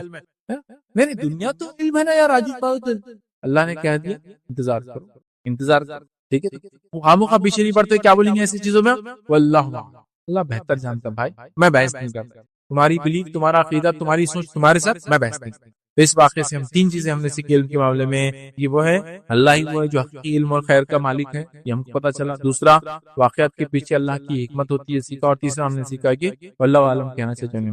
چوتھا اس واقعے سے جو ہم نصیحتیں سیکھیں گے انشاءاللہ جو وہ ہے عہد منصب، سربراہی، لیڈرشپ کا یا بادشاہت کا فتنہ، اب بادشاہت نہیں ہوتی بلکہ سمجھ لی لیڈرشپ، منصبی عہدے کا فتنہ. اب اس فتنے کو ہم سورہ کہف سے کیسا ہم اس کا نصیحت حاصل کریں گے، اس فتنے میں ہم کیا کریں اور اس فتنے میں نہ پڑیں. ذوالقرنین کا واقعہ دیکھ لیجیے. ذوالقرنین کا واقعہ ایک شارٹ میں آپ کے سامنے رکھتا ہوں. ذوالقرنین ایک بادشاہ تھا، اللہ رب العزت نے اس کو بہت حکومت دی. اس کو ذوالقرنین کہنے کی وجہ لوگ یہ کہتے ہیں کہ اس کی حکومت اتنی بڑی تھی. قرن جو ہے سینگ کو کہتے ہیں اور ذوالقرنین مطلب دو سینگ والا، وہ اس معنی میں کہ اس کی حکومت اتنی بڑی تھی کہ ایسٹ سے ویسٹ تک چلتی. تو ذوالقرنین مطلب سورج نکلنے کی جگہ سے سورج ڈوبنے کی جگہ تک. واللہ عالم کب رہا، ایسی کوئی ڈیٹ وغیرہ نہیں. لوگ کہتے ہیں الیگزینڈر تھا، نہیں یہ بھی نہیں، کیونکہ الیگزینڈر ہم جانتے ہیں مشرک تھا، کافر. لوگ کہتے ہیں کہ سائرس تھا، سائرس دی گریٹ جو پرشین ایک امپرر تھا، لیکن ہم جانتے ہیں وہ بھی مسلمان نہیں تھا. تو لہٰذا میں بھی اور ڈیٹ پیچھے جاؤ، 10,000 سال پرانا کوئی بادشاہ، 15,000 سال پرانا کوئی بادشاہ، واللہ عالم جو بھی تھے. تو ذوالقرنین نام ایک نیک دیندار مسلمان اور اچھے اللہ کے ولی جس کو بولیں گے دوست بادشاہ، ٹھیک ہے. اور اللہ نے بڑی حکومت دی تھی اور مغرب مشرق سے مغرب تک ان کی حکومتیں چھائی ہوئی تھی. ایک بار نکلے نا اس قوم کے پاس پہنچے جو قریب نہ تھا کہ کوئی بات سمجھ. انہوں نے کہا اے ذوالقرنین، یہ دو پہاڑ ہے، دو پہاڑ کے بیچ میں ایک راستہ ہے، اس راستے کے اندر سے قوم آتی ہے اور آ کر ہم کو تہس نہس کرتی، برباد کر دیتی ہے وغیرہ وغیرہ کر دیتی ہے. آپ کو اس معاملے میں مسئلہ کریں، آپ کو ہم بڑی اجرت بہت پیسہ دیں گے اس کے کام کا. ذوالقرنین نے کہا اللہ کا شکر ہے میرے پاس بہت کچھ ہے، صرف تم میری مدد کرو، میرے پاس بہت سب کچھ ہے، میرے پاس لوہا لاؤ اور تانبا لاؤ. پھر لوہا لایا گیا، لوہے کے برکس بنائے گئے اور برکس بنا کے پہاڑ کے بیچ میں جما دی. پھر اس کے تانبا اور اس لوہے کے برکس کو آگ لگائے گی. آگ لگانے سے پورے لال، جب وہ لال ہو گئے تو اس میں تانبا ڈالا. تانبا تھوڑا سافٹ میٹل ہوتا ہے یاد رکھیے، لوہے کے مقابلے میں، آئرن کے مقابلے میں. وہ اس پہ ڈالا گیا جس سے وہ پگھل کے چادر چڑھ گئی اس کے اوپر اور ایسا بن گیا جیسا کہ ایک فیبرک ہوتا ہے چادر وغیرہ پہ ڈیزائن ہوتا ہے، ویسا اس پہ تانبا پورا لال لال لال لال بول کے وہ تانبا چڑھا دیا. کس پہ چڑھا دیا گیا؟ لوہے کے دیوار کے اوپر تانبا چڑھا دیا گیا. ٹھیک. اور وہ قوم پیچھے رہ گئی تاکہ وہ قوم جو آگ کی ہر بار فتنہ مچاتی تھی، فساد کرتی تھی اور تکلیف پہنچاتی تھی ادھر کے انسانوں کو جو کہ بیچارے بڑے غریب تھے اس غربت کے بعد بھی. لیکن ان لوگوں نے پلان کیا کہ ہم ذوالقرنین کو بڑا بدلہ دیں گے اس کام کا اگر وہ کام کرتے. لیکن ذوالقرنین نے یہ کام نہیں کیا، مطلب پیسہ نہیں لیا اور کہا میں کام کر دوں گا لیکن مجھے تمہاری اجرت کی پیسے کی ضرورت نہیں، اللہ کا دیا بہت ہے میرے پاس اور میں بادشاہ ہوں تو میرا کام ہے سلطنت رعایا کی مدد کرنا. پوزیشن ہے تو اس کا میرا کام ہے تمہارے لیے کروں. اور انہوں نے یہ کام ان کو اپنے طرف سے کر دیا چونکہ ان لوگوں کے اسکل تھی. اسکل کیا تھی؟ لوگوں کے پاس پھونکتے تھے اور تانبے وغیرہ کو معلوم آپ کو جو پگھل کے ڈالتے تھے پھونکنے سے وہ پھیلتا اور خشک ہوتا. تو ان میں ان کے پاس وہ صلاحیت تھی. تو انہوں نے لوہا جمع کیا جو کہ ان کے لیے آسان کام تھا. انہوں نے تانبا جمع کیا اور پھر پھونک کر وہ تانبے کو لوہے کو گرم کیا اور پھر اس کی چادر چڑھا دی. علماء لکھتے ہیں کہ جو یاجوج ماجوج ہے یہ آدم علیہ الصلوۃ والسلام کی اولاد میں سے، کیونکہ حدیث کے اندر الفاظ آتے ہیں جو آخرت میں اللہ رب العزت آدم سے کہیں گے اپنی اولاد میں سے جہنمی کو الگ کر لو. آدم علیہ السلام کہیں گے اللہ کس میں سے کتنے، مطلب کتنے میں سے کتنے؟ تو اللہ فرمائیں گے 1000 میں سے 999 جہنمی ہوں گے. اور جو حدیث کے اندر الفاظ آتے ہیں کہ وہ یاجوج اور ماجوج سے ہوں گے. تو پتہ چلا اللہ نے حکم دیا آدم کو کہ اپنی اولاد میں سے جنت اور جہنم کو الگ کرو اور یاجوج ماجوج کو اسی کے اندر کاؤنٹ کیا گیا. اس کا مطلب پتہ چلا یاجوج ماجوج اولاد آدم سے ہیں لیکن بہت زیادہ کفر و نافرمانی کریں گے، اس کے نتیجے میں اکثر جہنم میں جائیں گے. سمجھ گیا؟ ٹھیک ہے. تو یہ اولاد آدم سے اور آدم علیہ السلام کی اولاد ہیومن بینگ سے، جیسے میں اور آپ انسان ہیں یاد رکھیے، اور آدم علیہ السلام کی نسل. لیکن یہ اپنی جنگلی پنے کی وجہ سے، دین اور دین سے دوری کی وجہ سے، دنیا سے دوری کی وجہ سے سائنس ٹیکنالوجی میں یہ آگے نہیں بڑھیں گے کیونکہ ان کے حالات جو آتے ہیں روایتوں میں اس سے پتہ چلتا ہے. تفصیلات کا موقع نہیں، یاجوج ماجوج کے خرید کیا دیکھنا ہے تو آپ میرا پورا ایک لیکچر ہے یاجوج اور ماجوج کا خروج، یہ ضرور آپ دیکھیے جو کہ دجال کے خروج کے بعد نکلنے والے. دجال کے نکلنے کے بعد یہ لوگ آئیں گے اور علامات قیامت میں سے ایک بڑی علامت ہے. اس کے بعد عیسیٰ علیہ السلام کو وہ کریں گے. بڑا تفصیلی واقعہ بہرحال آپ اس کو دیکھ سکتے ہیں. ٹھیک ہے. تو لہٰذا یہ ہوں گے. اب یہ قوم کے تعلق سے یاد رکھیے یہ قوم جو ہے پہاڑوں پہ چڑھ نہیں سکتی، اس کی میں وہ صفت. اس لیے حدیث میں آتا ہے یاجوج ماجوج جب آئیں گے تو عیسیٰ علیہ السلام سب کو لے کے پہاڑوں پہ چلے جائیں گے. مطلب یہ قوم پہاڑوں پہ نہیں چڑھ سکتی. دوسرا یہ قوم میں کھودنے کی صلاحیت نہیں نیچے سے، مطلب یہ دیوار کے اوپر سے بھی نہیں آ سکتے اور نیچے سے بھی نہیں آ سکتے کیونکہ اوپر چڑھنے کے مقابلے میں نیچے کھودنا زیادہ مشکل کام ہوتا ہے. یہ بات آپ سب جانتے ہیں. سمجھ رہا ہوں. آپ بولیں گے ایسا کیسا ہو سکتا ہے؟ آپ کلائمبنگ تو آسان دیکھیے ہو سکتا ہے لیکن آپ کو معلوم ہونا چاہیے کئی لوگ ہیں جو بڑے بڑے لوگ ہیں، میں سمجھتا ہوں آپ جانتے ہیں سیلیبریٹی فلاں لیکن تیرنا نہیں ہے. آپ بولیں گے یار ساری چیز گاڑی چلانا نہیں آتی. ارے تیرے پاس 100 گاڑیاں لیکن نہیں چلانا نہیں آتی، ڈرائیور چلا آپ کو نہیں آتی، آپ نے کو جمتا ہی نہیں. کئی لوگ ایسے میں نے دیکھے. میں ایک شو میں گیا تھا جس آدمی نے ہنڈریڈس آف گاڑیاں بنائی، مطلب اس کے پاس دنیا کی 100 قسم کی الگ الگ گاڑیاں جو اس نے بنائی. لیکن اس سے جب بات ہوئی تو اس کو پتا چلا کہ اس کو گاڑی چلانا آتی ہی نہیں. وہ کسی کے ساتھ ہی بیٹھ سکتا، صرف بنا سکتا ہے، چلا نہیں سکتا. لیکن اللہ سبحانہ تعالیٰ کیسی کیسی دنیا میں مخلوق بنایا. خود گاڑیاں بناتا ہے، ایک سے ایک ڈیزائن بنا سکتا ہے لیکن بولے مجھے چلانا نہیں آتی کیونکہ اس کو سپیڈ کا ڈر ہے. سپیڈ کا ایک ڈر ہوتا ہے، لوگ مانو پیچھے بیٹھ سکتا ہوں لیکن ایسا خود چلانے کا ڈر. کسی کو ہائٹ کا ڈر ہوتا ہے، ہائٹ پہ جاتے اس کو تھرتھراہٹ شروع ہو جاتی ہے اور اس کو پرابلم ہوتی ہے. دیکھیے اللہ تعالیٰ جانتا ہے. تو نیچے کھود نہیں سکتے، اوپر چڑھ نہیں سکتے، اسی لیے تو پہاڑ کیوں کریں گے؟ وہ کیا کرتے اس کو کھودتے روایت میں۔ آپ صلی اللہ علیہ وسلم ایک رات اٹھے اور اچانک گھبراہٹ کر اٹھے اور اپنی اہلیہ سے کہا کہ ہلاکت ہے عربوں کے لیے۔ تو کہا کیا ہوا؟ تو کہا آپ نے روایت میں انگوٹھے اور یہ انگلی کو ملایا جو قریبی انگلی ہوتی ہے اس سے، کہا آج یاجوج ماجوج نے سوراخ کھولا، اور کھودنے کے بعد جو ہے وہ بالکل دیوار کو پتلا کر دیتے اور پھر اٹھ کے بولتے کل آ کے اپنے کریں گے، لیکن اللہ تعالیٰ کل تک پھر اس کو اپنی حکمت سے بڑی کر دیتے، پھر دوسرے دن پھر شروع کرتے زیرو سے۔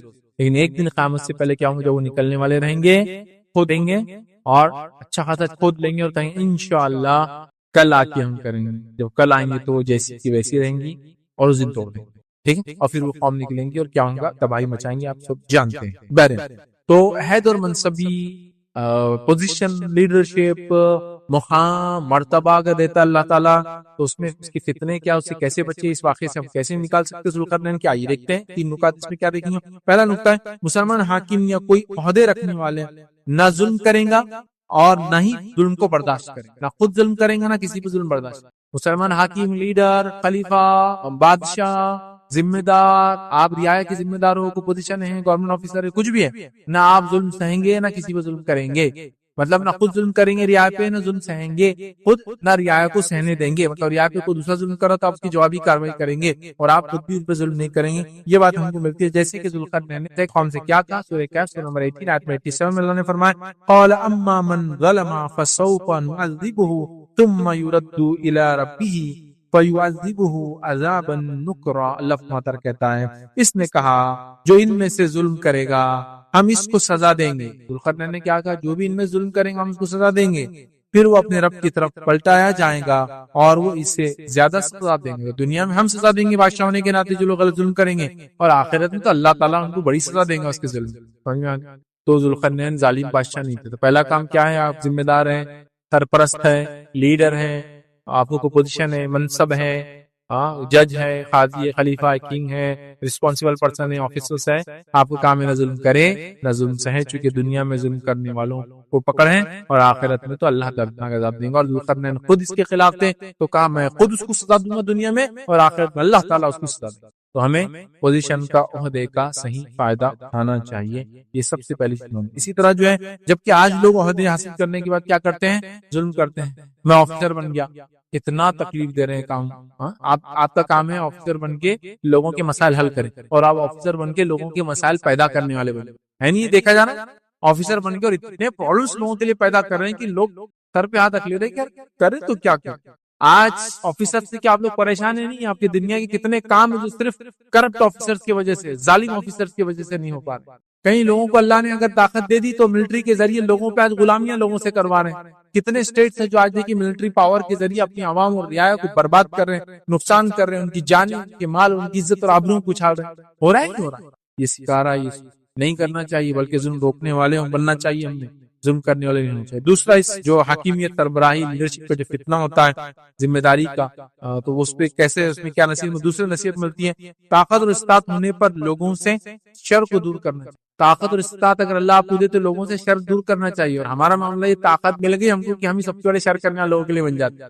دیکھو جب تک غریب تھے اچھے تھے، جیسی مال آیا پیڑ میں سے پیر نکل گئے، ان کے تکلیف دینا چاہیے۔ جب تک میں غریب ہوں دوسروں کے سے مانگ رہا ہوں، پریشان ہوں، اور جب مجھے مالداری اللہ نے دی دوسروں پہ ظلم کر رہا ہوں۔ جب میرے پاس پوزیشن نہیں تھی تو لوگوں سے دبا ہوا ہوں، جب پوزیشن مل گئی تو لوگوں کو دبا رہا ہوں۔ ہو رہا ہے ذوالقرنین کے پاور، طاقت پہ کیا کیا انہوں نے، غلط استعمال نہیں کیا، لوگوں سے شر دور کیا۔ یہ کام کیجیے، آپ کو اللہ نے طاقت، پہنچ، صلاحیت، وسیلہ، اونچائی دی، لوگوں سے شر دور کیجیے۔ ذوالقرنین نے کیا کیا، یاجوج اور ماجوج سے اس قوم کو نجات دلائی۔ تو اللہ تعالیٰ کے حکم سے ذوالقرنین نے دیوار بنا دی جو قیامت کی ایک نشانی ہے، وہ ٹوٹیں گی تو قوم نکلیں گی اور سارا مسئلہ۔ اتنے لمبے عرصے کے لیے ان کو سیف گارڈ کر دیا۔ کس کو سیف گارڈ کر دیا؟ اس قوم کی۔ یاد رکھیے جب تک تیرا رب نہ دے یہ چیز ایسی چلتے رہیں، ٹھیک ہے؟ تو اگر اللہ آپ کو طاقت دے، اللہ آپ کو صلاحیت دے، منصب دے، پوزیشن دے، پیسہ دے، تو آپ کیا کریں گے؟ لوگوں سے شر کو دور کرنے والے بن جائیں گے اور خیر کے لانے والے بن جائیں گے۔ ہمارا یہ کہ اللہ ہم کو پیسہ، دولت، منصب، جاہ، جلال، طاقت جیسی دیتا ہے، ہم لوگ لوگوں کے بیچ میں تکلیف دینے والے بن جاتے ہیں۔ کل تک میں جو ہے کچھ بھی نہیں تھا، آج کارپوریٹر بن گیا، لوگوں گھر کے کام روک دیا، کیوں؟ چلو لاؤ کام بھی رہوں گا۔ اب میں ایم ایل اے بن گیا اور نئے روڑے، بڑے بڑے بزنس مینوں کو تکلیف دینا، یہ کرنا آپ کا حق نہیں، جس پہ کیسا لے سکتے آپ؟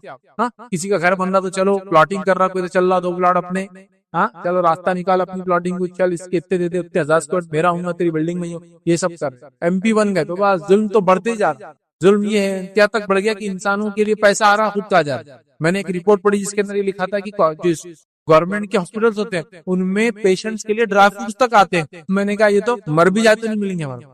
اس کے پرفارم میں کیا کیا لکھا ہوتا، کیا کیا ہوتا، پیشنٹ کو بیڈ ملتا ہے، دوائیں ملتی ہے، کھانا ملتا ہے، یہاں تک کہ پیشنٹس کو کچھ مخصوص میں ڈرائی فروٹس بھی ملتے ہیں. میں نے کہا جس دن ڈرائی فروٹس اگر ہمارے ملک میں مل جانا پیشنٹ کو، بھائی پھر تو بس یہ واپس سونے کی چوڑیاں بننے کا دور آ گیا. واپس سے اپنا کنٹری سونے کی چوڑیاں بن گیا. اس کا مطلب کہ جہاں پیشنٹ کو ڈرائی فروٹ گورنمنٹ ہاسپٹل یہاں تو مر جا رہا ہے. واقعہ سنا نا آپ نے، وہ اوڑیسہ کا ایک انسان، اس کی بیوی مر گئی اور اس نے کاندھے پر ڈال کے اس کی لاش کو لے گیا کیونکہ ایمبولینس اویلیبل ہے. سنا نا آپ نے واقعہ. پھر وہ آیا کہ یو اے کی کوئی شیخ تھے، ان کو بہت وہ لگا ایک ایمبولینس انہوں نے پھر ڈونیٹ کی. یہ حال ہے نا. ہم کھا کے بیٹھ رہے لوگ، ہم شر بن رہے ہیں. طاقت ہے اللہ نے دیا، خیر پھیلانے والے بن جائیے. شر پسند لوگ کاپنا چاہیے، ڈرنا چاہیے کہ میں نے ایک وردی پہن لی. کون سی وردی میں نہیں بول رہا ہوں اس لیے تو کوئی ڈائریکٹ اشارہ میرا کسی کی طرف بھی نہیں. میں نے وردی پہن لی تو میری وردی سے لوگ ڈر کر اچھائی کریں، لیکن میرے وردی کی وجہ سے لوگ شر اور فتنہ انگیز لوگ اور آگے بڑھ رہے ہیں کہ اب یہ آگے یہ تو سب ایڈجسٹ کر دیں گے. ہے کہ نہیں؟ کتنی بڑی بات، کتنی بڑی. یہ اب تو ظلم اور کرو لیکن یہ وردی اپنے کو بچائے، یہ پوزیشن والا اپنے کو بچائیں گا، یہ منسٹر اپنے کو بچائیں گا، یہ منصب والا بچائیں گا، یہ پارٹی اپنے کو بچائیں گے. اگر پارٹی طاقت ہے، منسٹر طاقت ہے، منصب طاقت ہے، پوزیشن طاقت ہے، صحیح جگہ لگاؤ اس کو. لوگوں کے نقصان کے ذوالقرنین کے پاس طاقت تھی، وہ ایسٹ اور ویسٹ کا کنگ تھا، لیکن اس کے بعد وہ کیا کر رہا ہے؟ لوگوں سے شر دور کر رہا ہے. یہ نہیں کہہ رہا جاؤ تمہارا مسئلہ دیکھو، لوگ کہہ رہے پیسے لو. ذوالقرنین ہم کریں گے نہیں، پیسوں کی ضرورت نہیں، اللہ نے جو دیا بہت ہے، تم صرف مدد کرو میری فزیکل، باقی میں سب کرتا تمہارے لیے. تو پیسہ خرچ کیا ذوالقرنین نے اور شر کو ختم کیا. یہ کام. اور تیسری چیز ہم کو معلوم ہوتی ہے، یاد رکھیے، وہ یہ ہے جہاں منصب کے جو فتنہ ہوتا ہے اور اس میں کیسے بچے. اس صورت سے کیا نصیب؟ تیسری نصیب ملتی ہے خیر کے کام کی نسبت اللہ کی طرف کرنا. جب آپ کو اچھا کام کر دیا، پوزیشن ہے آپ کا، سب کچھ اور اچھا آپ سے ہو گیا، تو آگے بڑھے مائی باپ آپ نے سب کچھ کر دیا، آپ کو بولنا چاہیے نہیں اللہ میرا کچھ، یہ تو خالق رازق مالک اس کا کام ہے، میں تو ایک ادنا حقیر انسان بنے گا. یہ ہم کو نصیحت ملتی ہے. کیسے سنیے؟ ذوالقرنین کے پاس لوگ آئے، جب اس نے کار خیر کر دیا، دیوار بنا دی، تو لوگ آئے. سورہ کہف سورہ نمبر 18 آیت نمبر 98 میں اللہ نے فرمایا قال هذا رحمۃ من ربی فاذا جاء وعد ربی جعله دکا وکان وعد ربی حقا. اللہ فرماتا ہے، کہتا ہے جب لوگ آئے اور کہا ذوالقرنین بہت اچھا کیا تم نے دیوار بنا دی، تمہارا شکریہ. جو کچھ بھی الفاظ ادا کیے انہوں نے کہا، تو انہوں نے کیا کیا ذوالقرنین نے جواب دیتے سنے. قال هذا رحمۃ، یہ تو میرے رب کی رحمت کا نتیجہ ہے بھائی، میری کیا خصوصیت ہے اس کے اندر؟ یہ تو میرے رب نے طاقت دی، جو مجھے سلطنت کا مالک بنایا، رحمت کا نتیجہ آئی ہے. یہ نہیں کہا کہ ہاں ہاں اور تعریف کرو، ایکسٹرا کرو، ایک نہیں دو پہاڑ کے بیچ میں دیوار بنایا میں نے. ہمارے پاس تو ایسی ہو رہا، ایک سڑک کیا بنایا تھا 10 میٹر کی، پیپر میں ادھر احسان کیا کیا، یہ تو گورنمنٹ سے فنڈ تھے، تو پبلک ریپرزینٹیٹیو ہے، تیرا تو یہ کام تھا، کیا اس میں خاص تھا؟ نہیں جا جلال ٹائٹ چلتا ہو، روڈ بنا دیا. کون سا کام کیا یار 5 سال میں روڈ بنا؟ کون سا کام کیا تو 5 سال کے لیے ایم ایل اے رہا اور تو نے صرف شہر کے اندر 2 جھاڑ لگا دی، اس کی فوٹو جھاڑ 2 ملین جھاڑ لگا دی، 2 جھاڑ 2 کروڑ روپے کا فنڈ میں نے ایشو کر دیا، فلاں پارٹی فنڈ سے کائی کے لیے ایشو کر دیا، وہ فلاں. وہ 2 کروڑ روپے میں سے 20 لاکھ بھی نہیں ملتے وہ کام کے لیے، لیکن پیپر ورک. ارے گورنمنٹ کا فنڈ تھا بھیا، صرف لایا، جیب سے نہیں خرچ کیا، احسان نہیں کیا، اللہ کا فضل تھا، اللہ نے تجھے پوزیشن دی، تو نے کام کیا. یہ تو پبلک سرونٹس کا حال ہے. میں بول رہا ہوں کہ اگر کنگ بھی کوئی ہو، کنگ تو کا معاملہ الگ ہوتا ہے نا، اس کا مالک ہوتا ہے زمین کا. یہاں تو ہم لوگ پبلک سرونٹس ہیں، جتنے ہمارے لوگ، ہم لوگوں کو چنتے ہیں نا، سیوک باڈیز سے لے کر تو اوپر تک، کہ ہمارے نمائندے جو ہم چن کے بھیجتے ہیں، یہ ہمارے خادم ہیں. لیکن افسوس کی بات ہے یہ ہم سے چن کے جاتے ہیں اور ہم کو پھر خادم بناتے ہیں. کہنے والے بڑی اچھی بات کی تھی کہ بولے جب کوئی کینڈیڈیٹ الیکشن میں کھڑا ہوتا تو بولے وہ مریض ہوتا اور لوگ اس کو سویاں ڈالتے رہتے، بولے جہاں دل رہا سویاں ڈالتے. وہ بولتا ڈالو بیٹا، ڈالتے جتنے سویاں ڈالنا ڈالتا. پھر جب بن جاتا بولے وہ چن کے آ جاتا تو پھر لوگوں کو لٹا کے سویاں ڈالتا. بولے مطلب جیسا کہ ایک آدمی بیمار ہے، اسپتال کی ادھر سے خون نکالو، ادھر سے یہ کرو، اس کا یہ ٹیسٹ کرو، بولتا کر لے بیٹا، کر لے کر لے. پھر 5 سال تم کو ڈالتا سویاں، بولے پورے آنکھ ہر آدمی، پھر سلاتا اور تمہارے ریسورسز کھینچ کے نکالتا. ذوالقرنین کو جب یہ کہا گیا کہ تم نے اچھا کیا، کیا تو کہا میرا کچھ بھی نہیں. قال هذا رحمۃ من ربی، یہ تو میرے رب کی رحمت، اس میں کیا حق کرتا. پھر فرمایا اور جب میرے رب کا وعدہ آئے گا تو اسے زمین بوس کر دے گا، بے شک میرے رب کا وعدہ سچا اور حق. اور جب رب کا وعدہ آ جائے تو یہ دیوار زمین بوس ہو جائیں گے، گر جائیں گے. اور پھر جو وعدہ ہے اللہ کا پورا ہو جائے. کیا وعدہ ہے؟ یاجوج ماجوج نکل جائیں گے. اللہ کی رحمت کچھ. ارے بھائی بہت بڑا کام کیا آپ نے, یہ سماج کے اندر یہ کر دیا. اللہ کا فضل, میری کو خصوصیت دی, میں کو تو آپ نے بٹھایا اس کام. یہ عاجزی ہونا ایک کنگ بادشاہ کہ اللہ نے اس کی پوزیشن تو صحیح فائدہ اٹھایا. اللہ نے مجھے ذمہ دار بنایا شہر کا, بستی کا, گھر والوں کا, کوئی میں نے احسان نہیں کیا کسی. اللہ نے مال و دولت دی, میں نے غریبوں کو دیا, کوئی احسان نہیں کیا. ارے مالک تم نے ہمیں یہ دیا, نہیں کچھ دعا کرو میرے, کچھ میری خصوصیت نہیں, رب نے دیا, میں تم پہ خرچ کیا, کوئی احسان نہیں کیا میں نے کسی. یہ میرا احسان میرے اپنے آپ پر تھا کہ جہنم کی آگ سے اگر یہ صدقہ مجھے بچا لے میرے لیے کامیابی, میرا کوئی احسان نہیں. یہ سیکھنا ہے خیر کے کام کی نسبت اللہ کی طرف کی ذوالقرنین نے اتنا بڑا خیر کا کام کیا. آج کسی عہدے پر فائز ہونے کے بعد ہم لوگ کیا حل کرتے لوگوں کا رعایا کا, مجھے ڈیٹیل میں جانے کی انشاءاللہ ضرورت نہیں, آپ لوگ سب سمجھدار ہے نا. 3 باتیں کیا سیکھی ہم نے, عہدے کی فتنے سے کیسے بچیں گے, اس صورت سے کیا نصیحتیں ملی. پہلا, ہاں مسلمان حاکم کا کام ہے کہ نہ ظلم کرے نہ ظلم سہے, اپنی رعایت. دوسرا ہم نے دیکھا طاقت یا استطاعت ہونے کے بعد لوگوں کو شر سے محفوظ رکھے. اور تیسرا کام ہے خیر کے کام کی نسبت ہمیشہ اللہ کی طرف کرے جو ہم سے کوئی چیز ہے. تو یہ اسباب تھے. 4 فتنے ہم نے دیکھے, اور 4 فتنوں میں 4 واقعات سورہ کہف کے لیے, اور 4 واقعات سے کیسے ہم ان فتنوں سے بچ سکتے وہ ہم نے رکھا. اور ہر واقعے میں 3 پوائنٹس رکھے. ہم نے 4 قسم کی فتنے آپ کے سامنے رکھے اور چاروں سے کیسے بچنا دیکھا. تو سب سے پہلے ہم نے جو ہے دین اور ایمان کا فتنہ دیکھا, اور اس میں سورہ کہف کیسے نصیحت کرتا ہے اصحاب کہف کے واقعے سے. دوسرا ہم نے دیکھا جو ہے مال و دولت کا فتنہ, تو کتنا بڑا فتنہ ہے, اور اس سے بچنے کے لیے ہم نے سورہ کہف سے نصیحت حاصل کی, اور ہم نے 2 باغ والے کا واقعہ دیکھا. تیسرا ہم نے دیکھا جو ہے وہ علم کا فتنہ کیسا ہوتا ہے, اور جس کو ہم نے موسیٰ علیہ السلام اور خضر علیہ السلام کے واقعے سے دیکھا. علم کا فتنہ کتنا بڑا فتنہ ہے, ہمیں چاہیے اللہ سے دعا کرتے رہے علم حاصل کرے اور اس کا صحیح استعمال کرے. اس طرح چوتھی چیز ہم دیکھیں عہد, منصب, پوزیشن کا فتنہ ہم نے دیکھا, اور اس سے ہم نے ذوالقرنین کے واقعے سے دیکھا کہ ہمیں کیسے ایک عاجز بادشاہ بن کر اس فتنے سے منصب کے بچنا چاہیے اور کیا اس میں کام کرنا چاہیے. یہ چند پوائنٹ تھے, اسباق تھے جو سورہ کہف سے تھے. میں جانتا ہوں لیکچر تھوڑا سا لمبا ہوا, بٹ بہرحال ضروری بھی تھا کہ ایک ہی لیکچر میں اس کو کمپلیٹ کریں. اللہ رب العزت سے دعا ہے کہ اللہ سبحانہ و تعالیٰ جو کچھ ہم نے کہا سنا اسے عمل کی توفیق عطا فرمائے. ہمیں دنیا میں ہر قسم کی فتنے سے حفاظت کرے, ہماری دجال کی فتنے سے حفاظت کرے, ہماری مال دولت جو ہے علم اور جس کو کہیں گے منصب اور پوزیشن یاد رکھے, اور اسی طرح جو دین اور ایمان کی فتنوں سے ہماری جو حفاظت کرے. ہم تمام کو اور ہماری نسلوں کو جو ہے ہماری حفاظت کرے ہر قسم کی فتنے سے, جب تک ہمیں زندہ رکھے ایمان اور اسلام پر زندہ رکھے.